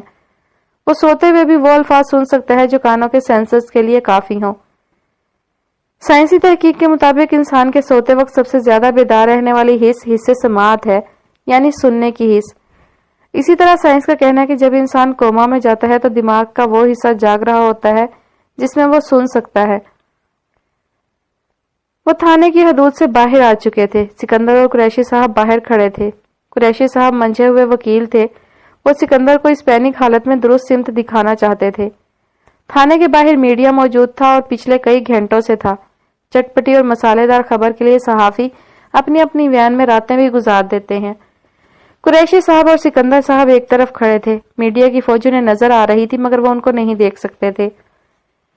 میں نے آپ سے کہا تھا کہ سوموار تک ضمانت ناممکن ہے، اس کے بعد ہم سپریم کورٹ میں اپیل دائر کریں گے، ساتھ ہی کیس کو عدالت کے دروازوں تک پہنچائیں گے۔ ان 2 دنوں میں ایسا کرنا ناممکن ہے۔ ہفتہ اتوار عدالتیں بند رہتی ہیں۔ قریشی صاحب نے سکندر صاحب کے کان میں سرگوشی کی۔ وہ اچھا مشورہ دینا چاہتے تھے۔ آپ جانتے ہیں عبیر نے ایسا کچھ نہیں کیا۔ جانتا ہوں، مگر یہ کہنے کی نہیں ثابت کرنے کی بات ہے۔ یہ محض بول چال سے ختم نہیں ہوگا۔ اس کے لیے ثبوتوں اور گواہوں کو اکٹھا کرنا ہوگا، وہ ثبوت جو ان کے ثبوتوں کو غلط ثابت کریں جو مدعیت کے پاس ہے۔ لیکن میں 2 دن تک عبیر کو یہاں نہیں رکھ سکتا۔ جیل جانے سے بہتر ہے کہ 2 دن حوالات میں کاٹ لے۔ ہم مجسٹریٹ سے بات کریں گے، جیل جانے سے روک دیں گے، مگر سوموار تک عبیر کو یہاں رہنا پڑے گا۔ لیکن پہلی کارروائی میں عبیر کو جیل جانا ہوگا۔ جانا تو پڑے گا، لیکن اس کے ساتھ ہی ہم ضمانت کی اپیل دائر کریں گے۔ وہ 3 دن بعد سماعت ہوگی اور وہ جیل سے رہا ہو جائے گا۔ اگر وہ بے گناہ ہے تو اس کے لیے اپنی بے گناہی کے ثبوت اکٹھا کرنا آسان ہو جائے گا۔ ہمارے خاندان کی بڑی رسوائی ہوگی۔ سکندر صاحب مصلحت سے کام لیں۔ جتنا گند آپ لوگوں کے خلاف نشر ہونا تھا ہو چکا۔ آپ ذرا اطمینان سے سوچیں، سوچ سمجھ کر قدم اٹھائیں۔ اس وقت لوہا ٹھنڈا ہو چکا ہے، اسے یہ بلا وجہ وار کرنا صرف آپ کے کندھوں کو تھکائے گا۔ عبیر کو حوالات میں رکھیں گے، مجسٹریٹ سے کہہ کر جیل جانے سے روک دیں گے، لیکن اگر وہ جیل گیا تو بات مزید پھیل جائے گی۔ جہاں تک رسوائی کی بات ہے تو ہر چینل پہ غازیوں کی خبریں چل رہی ہیں، اس سے زیادہ اور کیا بدنامی ہوگی؟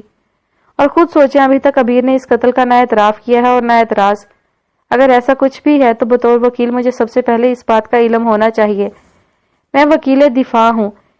میرے استغاثہ میں جو بھی وکیل آئے گا وہ عبیر کو قاتل ثابت کرنے کی کوشش کرے گا، جبکہ میں دفاع کروں گا اور اسے بے گناہ ثابت کرنے کی کوشش کروں گا۔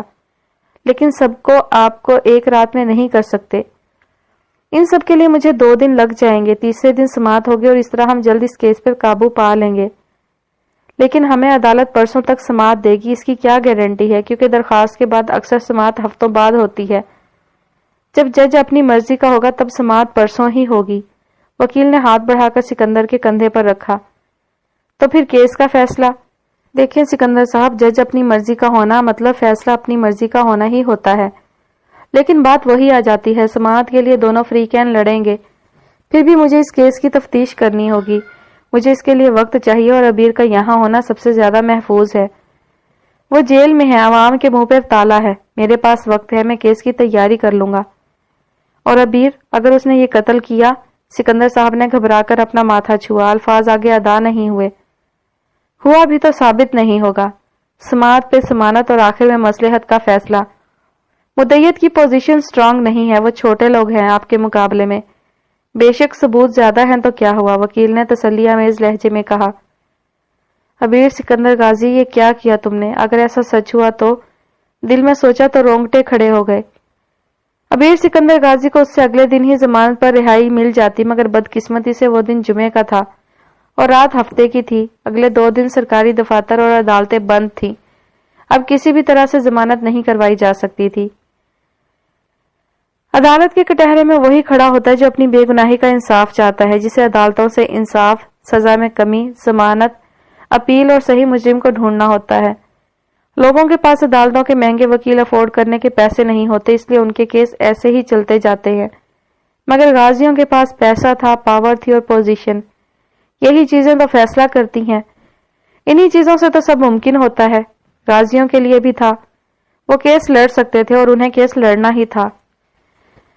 آپریشن تھیٹر میں ڈاکٹرز نے آخری ٹانکا لگایا اور کینچی کی مدد سے ڈوری کاٹ دی۔ بی بی شاہ کا آپریشن ہو چکا تھا، دل چیر کر ٹھیک کر کے واپس سینے میں ٹانک دیا گیا تھا۔ اب نرسیں ان کے سینے اور پیٹ تک بہے خون کو کاٹن سے صاف کر رہی تھی۔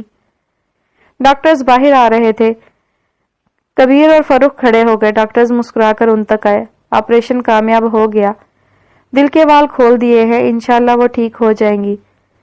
ہم ان سے کب مل سکتے ہیں؟ فاروق نے اتاولا پن دکھایا۔ ابھی نہیں، ہم انہیں وارڈ میں شفٹ کر دیں، پھر آپ کو اجازت ہوگی ملنے کی۔ اب وہ انشاءاللہ ٹھیک ہو جائیں گی۔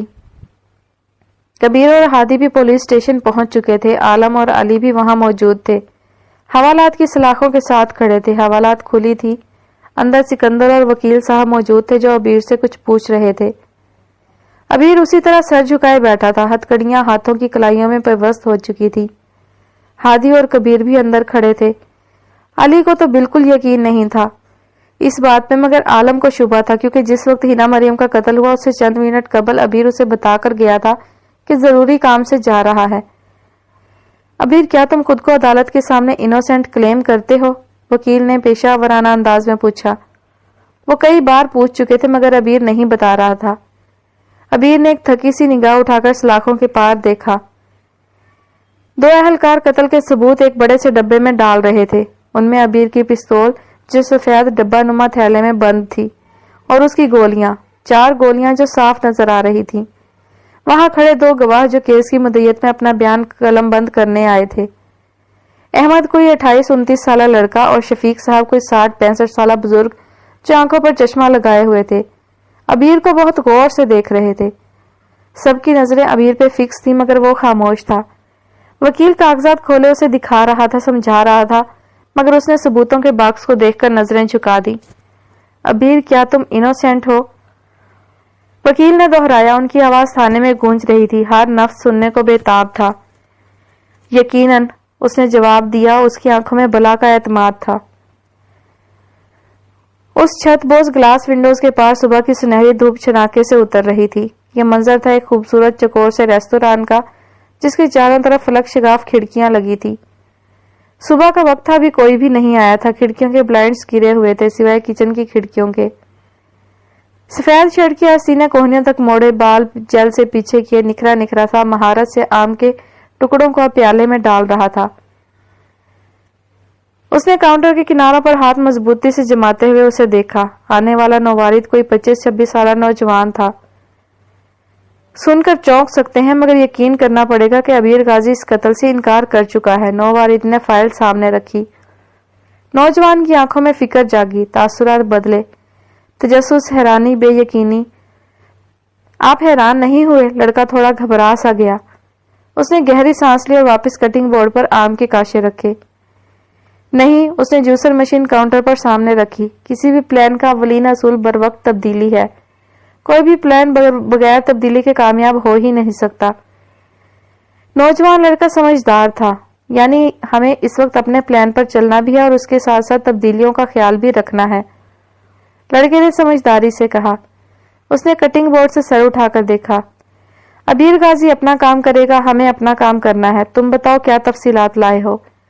اس فائل میں ہے سب کچھ۔ لڑکے نے گہری سانس خارج کر کے فائل آگے کی۔ نوجوان نے فائل اٹھائی اور کھڑے کھڑے دیکھنے لگا۔ اس کے چہرے کے زاویے تبدیل ہوئے، 1 رنگ، 2 رنگ، پورے 100 رنگ۔ ہر چیز چہرے پر چھانے لگی، اداسی، خوشی، حیرت، نہ سمجھی، غصہ، ایسے تاثرات تو چھانے ہی تھے۔ فائل پہ نگاہیں فکس تھی، سر جھکا ہوا تھا، آنکھوں میں چمک سی تھی۔ کچھ دیر بعد اس نے سر اٹھایا۔ 15 سالوں میں غازیوں سے 3000 کروڑ کا بینک بیلنس، 200 کے قریب پراپرٹیز اور دیگر پلاٹ اسکیمیں نکالی ہیں۔ Good, very good. ان الو کے پٹھوں کو کبھی کچھ سمجھ نہیں آئے گی۔ ان کو لگتا ہے دولت آ رہی ہے، بس جا کہاں رہی ہے اس بات سے کوئی سروکار نہیں، کوئی لینا دینا نہیں۔ اور ان 2 مہینوں میں 30 سے 35 کروڑ روپے مزید لے لیے ہیں۔ ان کا خزانہ خالی ہو جائے گا۔ لڑکا ہنسا۔ اسے جانتے ہو کیا کہتے ہیں؟ جوسر مشین سامنے کاؤنٹر پہ رکھی۔ اسے کہتے ہیں ایلوژن، مطلب سراب، دھوکہ، ایسی چیز جو آنکھ کا دھوکہ ہو۔ اس میں ہر چیز اصلی دکھائی جاتی ہے مگر ہوتی نہیں ہے، یعنی جھوٹ۔ ہاں کہہ سکتے ہیں، ایلوژن کا مقصد جھوٹ ہوتا ہے۔ مصنوعی چیز بھی کہہ سکتے ہیں۔ ایلوژن ایک ایسی چیز ہے جو کسی کو بھی دھوکے میں ڈال سکتی ہے، یعنی دیکھنے والے کو لگتا ہے وہ اصلی ہے مگر ہوتی نہیں۔ یقیناً ہر پلان کی کامیابی کا یہی راز ہے۔ بہت سارے لوگوں کو لگتا ہے کہ پلان تب کامیاب ہوتا ہے جب مقابل کو معلوم نہ ہو کہ اس کے ساتھ ہونے والی ہر چیز معمول کا حصہ ہے۔ ہر پلان ایلوژن پر ہی منحصر ہوتا ہے۔ ایلوژن میں پلان بنانا یعنی پلان کو حقیقت دکھانا مگر حقیقت نہ ہو۔ وہ سوچ رہا تھا مسکراتے ہوئے، مسلسل حیرانی سے اپنے باس کو دیکھتے ہوئے۔ ابیر ہاؤس پر صبح کی روشنی پھیل چکی تھی۔ گھر میں ایک سناٹا تھا اور گھر والوں کے دلوں میں بھی سناٹا تھا۔ LED کی سکرین آن تھی۔ ابیر کی خبروں کا بازار گرم تھا۔ گو کے سوئمنگ پول کی طرف سے فلک شگاف کھڑکیوں کے بلائنڈز سرکے ہوئے تھے، مگر اس خوبصورت نظارے کو دیکھنے والی آنکھوں میں قبرستان جیسی ویرانی تھی۔ پریشما سیاہ شلوار قمیض پہنے، بالوں کو چٹیاں میں باندھے، سیاہ شال خود کے گرد لپیٹتی سیڑھیاں اتر رہی تھی۔ دھیرے دھیرے نیچے اتر کر وہ آخری سیڑھی پہ رکی اور گردن گھما کر لاؤنج میں چلتی LED پہ نظر ڈالی، اور پھر لاؤنج میں صوفوں کے درمیان ڈھیر سارے کھلونے رکھ کر کھیلتی اشال کو دیکھا۔ اس کے ہونٹوں پر نظر نہ آنے والی ہلکی سی مسکراہٹ پھیل گئی، لیکن پل بھر کی دیر تھی جب اس نے چہرہ کھینچ لیا اور ماتھے پر بل ڈال کر LED کی سکرین کو دیکھا جہاں نیوز میں مسلسل ابیر کو دکھایا جا رہا تھا۔ اف، یہ چینل والے بس ایک بار پیسے لے لیں کسی خبر کے، پھر دنیا جہان کی تباہی کی خبریں نہیں چلاتے۔ ہر نیوز پروگرام میں اسی ایک خبر کے چرچے بڑھا چڑھا کر بیان کرتے ہیں۔ جمیلہ، جمیلہ، اس نے زور سے آواز دی۔ جمیلہ کہاں ہو تم؟ غصہ اس کی آواز سے نمایاں تھا۔ جمیلہ ہاتھ میں کفگیر لیے ہانپتی کانپتی سامنے آئی۔ جی بی بی، میں نے منع کیا تھا نا کہ اس گھر میں LED پر نیوز چینل نہیں لگے گا۔ یہاں اشال موجود ہے اور ابیر سر کے بارے میں کیا کچھ کہہ رہے ہیں۔ تمہیں بچوں کی سائیکو کا نہیں پتا، کتنی جلدی ان کے ذہن پہ اثر انداز ہوتی ہیں یہ چیزیں۔ لیکن نہیں، میری تو سننی ہی نہیں نا، پریشما غصے سے بولی۔ پی پی جی، وہ انایا میڈم دیکھ رہی تھی، میں نے تو ان سے کہا بھی مگر، جمیلہ نے مسکین سی آواز میں نظریں چراتے ہوئے کہا۔ پریشما نے گہری سانس بھری، اب اس کو کون سمجھائے گا۔ خیر یہ بتاؤ مادام ہیں کہاں؟ گھر واپس گئی یا ادھر ہی ہیں؟ ابھی یہاں ہیں، باہر لان میں انم کے ساتھ بیٹھی ہیں۔ انم کے ساتھ؟ پریشما نے سن کر بھویں سکیڑی۔ ذہن میں کچھ کوندا مگر اس نے سر جھٹک دیا۔ وہ سیڑھیاں اتر کر نیچے آ گئی۔ ایک تو اس فرمائشی بہن کے ناز نخرے سمجھ سے بالا ہیں، بھائی جیل میں ہے اور یہ ملکہ ہندوستان بن کر ہر چیز سے خود کو بیگانہ کیے ہوئے ہے۔ وہ نروٹھے پن سے کہتی لاؤنج میں آئی اور ریموٹ اٹھا کر LED کی سکرین بجھا دی۔ ابھی وہ واپس ٹیبل پر ریموٹ رکھ کر مڑی ہی تھی کہ سامنے انایا آتی نظر آئی۔ کہ تمہیں کسی نے مینرز نہیں سکھائی؟ یوں گھر میں گدھوں کی طرح چلاتے نہیں ہیں؟ پریشما نے سنجیدگی سے اسے دیکھا۔ جس کا بھائی اس وقت قتل کیس میں جیل میں ہو، اسے کم از کم ٹینشن میں کی گئی کسی بھی حرکت کو مائنڈ نہیں کرنا چاہیے، پریشما نے سختی سے کہا۔ او ہیلو، تمہیں لگتا ہے بھائی کی فکر صرف تمہیں ہے؟ واو گڈ، وہ اگر پھنسے ہیں تو صرف تمہاری وجہ سے، سمجھی؟ انایا نے خود غرضی کی انتہا کر دی۔ ایکسکیوز می، پریشما نے بھویں اکٹھی کر کے دیکھا۔ پیچھے پیچھے انم بھی ساتھ آ گئی۔ اس کا چہرہ الگ اترا ہوا تھا۔ یقیناً انایا نے اسے لان میں چھوٹی اوقات، گندا محلہ، نچلا خاندان، گھٹیا خون کے تانے دیے ہوں گے جیسے وہ دیتی تھی جب جب یہاں آتی۔ پریشما نے بہن کے چہرے پر نظر ڈالی اور مٹھیاں سختی سے بھیجی۔ جی، نہ تم ان کی زندگی میں آتی اور نہ ہی یہ نحوست قائم ہوتی۔ ویل، اس میں تمہارا قصور بھی نہیں، تم دونوں کا نکاح بھی اس گھڑی ہوا جو نحوست سے بھرپور تھی۔ کیسے کہا جا سکتا ہے کہ آگے کی زندگی سکون سے گزرے گی؟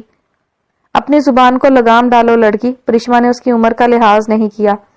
میری خاموشی کا غلط فائدہ مت اٹھاؤ، میں بہتر جانتی ہوں کون کیسا تھا، کیسا ہے اور کیوں ہے۔ بہتر ہوگا تم اس وقت یہاں سے چلی جاؤ، پریشما نے چبا چبا کر کہا۔ تم ہوتی کون ہو مجھے یہاں سے جانے کا کہنے والی؟ انایا کو اپنی تضحیک بری لگی۔ یہ میرے بھائی کا گھر ہے، تم ابھی ان کی بیوی ہو، اس کا مطلب یہ نہیں کہ اپنی اوقات بھول جاؤ۔ مجھے نہیں معلوم مس انایا کہ تمہارا مقصد کیا ہے، صبح ہی صبح تمہارا یہاں آنا اور یوں اس گھر میں گھومنا، مگر خیر تمہارے بھائی کا گھر ہے، جو مرضی آئے کرو، لیکن اپنے کردار کو مشکوک مت بناؤ۔ پریشما نے پتھریلی آنکھیں اس کے چہرے پر جامد کی۔ انم سانس رو کے سنتی گئی۔ تم مجھے بتاؤ گی کہ کردار کیا چیز ہے؟ وہ غصے سے بھڑک اٹھی، 2 قدموں کا فاصلہ طے کیا اور پریشما پر جھپٹنے کے لیے آگے بڑھی۔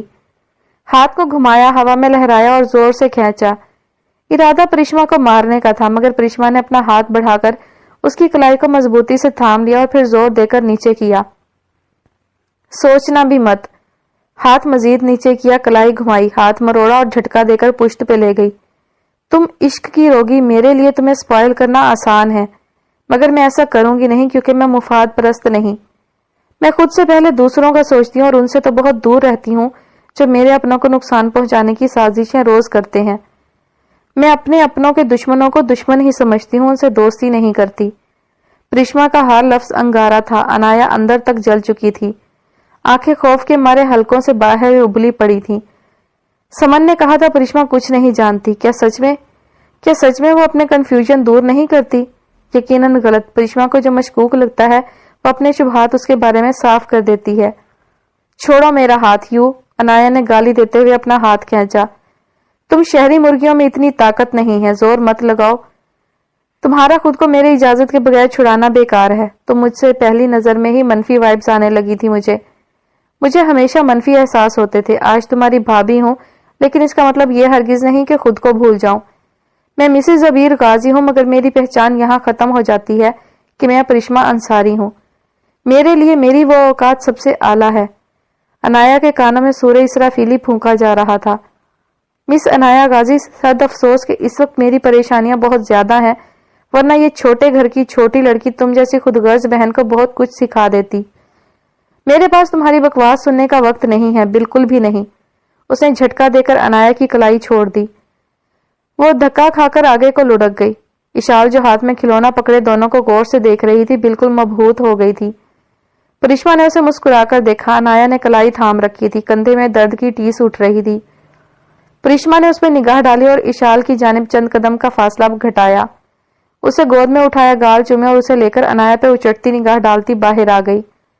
انم بھی اس کے ساتھ ہی لان میں آ گئی تھی۔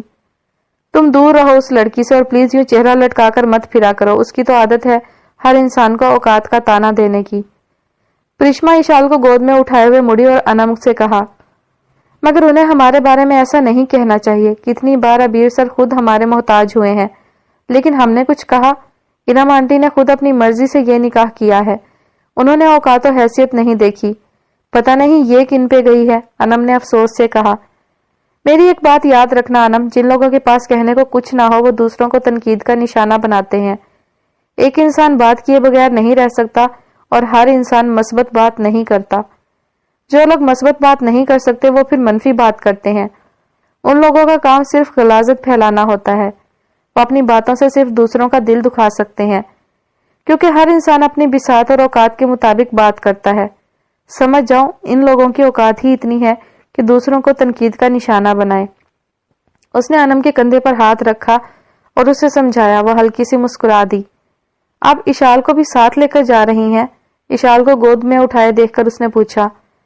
پریشما نے نفی میں سر ہلایا، نہیں یہ تمہارے پاس رہے گی، لو پکڑو۔ اس کا خیال رکھنا اور پلیز اس کے سامنے ابیر سر کی کوئی بات نہیں کرنی، اور ہاں ٹی وی مت چلانا، بچی ہے، ذہن پر برا اثر پڑ سکتا ہے۔ آپ فکر مت کریں، میں اس کے ساتھ لان میں کھیلوں گی۔ انم نے اشال کا گال چوما اور پھر اپنی بہن کو دیکھا۔ آپ کب تک آئیں گی؟ معلوم نہیں، لیکن شام سے پہلے آنے کی کوشش کروں گی۔ اس نے بیگ کی سٹریپ سیدھی کی۔ اچھا میں چلتی ہوں، تم ذرا خیال رکھنا اور پلیز اس لڑکی سے دور رہو، اس کا دوسروں کو تکلیف دینے کے علاوہ اور کوئی کام نہیں، وہ جھنجھلائے انداز میں کہنے لگی۔ Don't worry. پریشما نے ہاتھ بڑھا کر اس کے گال پہ رکھا اور پھر مسکراتی ہوئی پلٹ گئی۔ آپی، انم نے دھیرے سے پکارا تو وہ چونکی اور ہیبت سے پلٹی۔ اس نے ہلکا سا ہنکارا بھرا۔ ابیر بھائی رہا تو ہو جائیں گے نا؟ وہ مان سے پوچھ رہی تھی، امید سے، حسرت سے۔ پرشما نہیں سمجھی مگر ٹھنڈی سانس خارج کر کے اس بات میں سر خم کیا۔ مگر آنے والے وقت کے بارے میں کون جانتا ہے؟ کسے معلوم اگلی گھڑیاں ٹھیک ہوں گی یا مزید بڑھ جائیں گی؟ اذیت ہی گھڑیاں ہوں گی یا خوشی کے شادیانے ہوں گے؟ ہر چیز کو کاتب نے لکھا ہے، ہر چیز کاتب کی کتاب میں محفوظ ہوتی ہے۔ کاتب ہی تو جانتا ہے آگے کیا ہوگا۔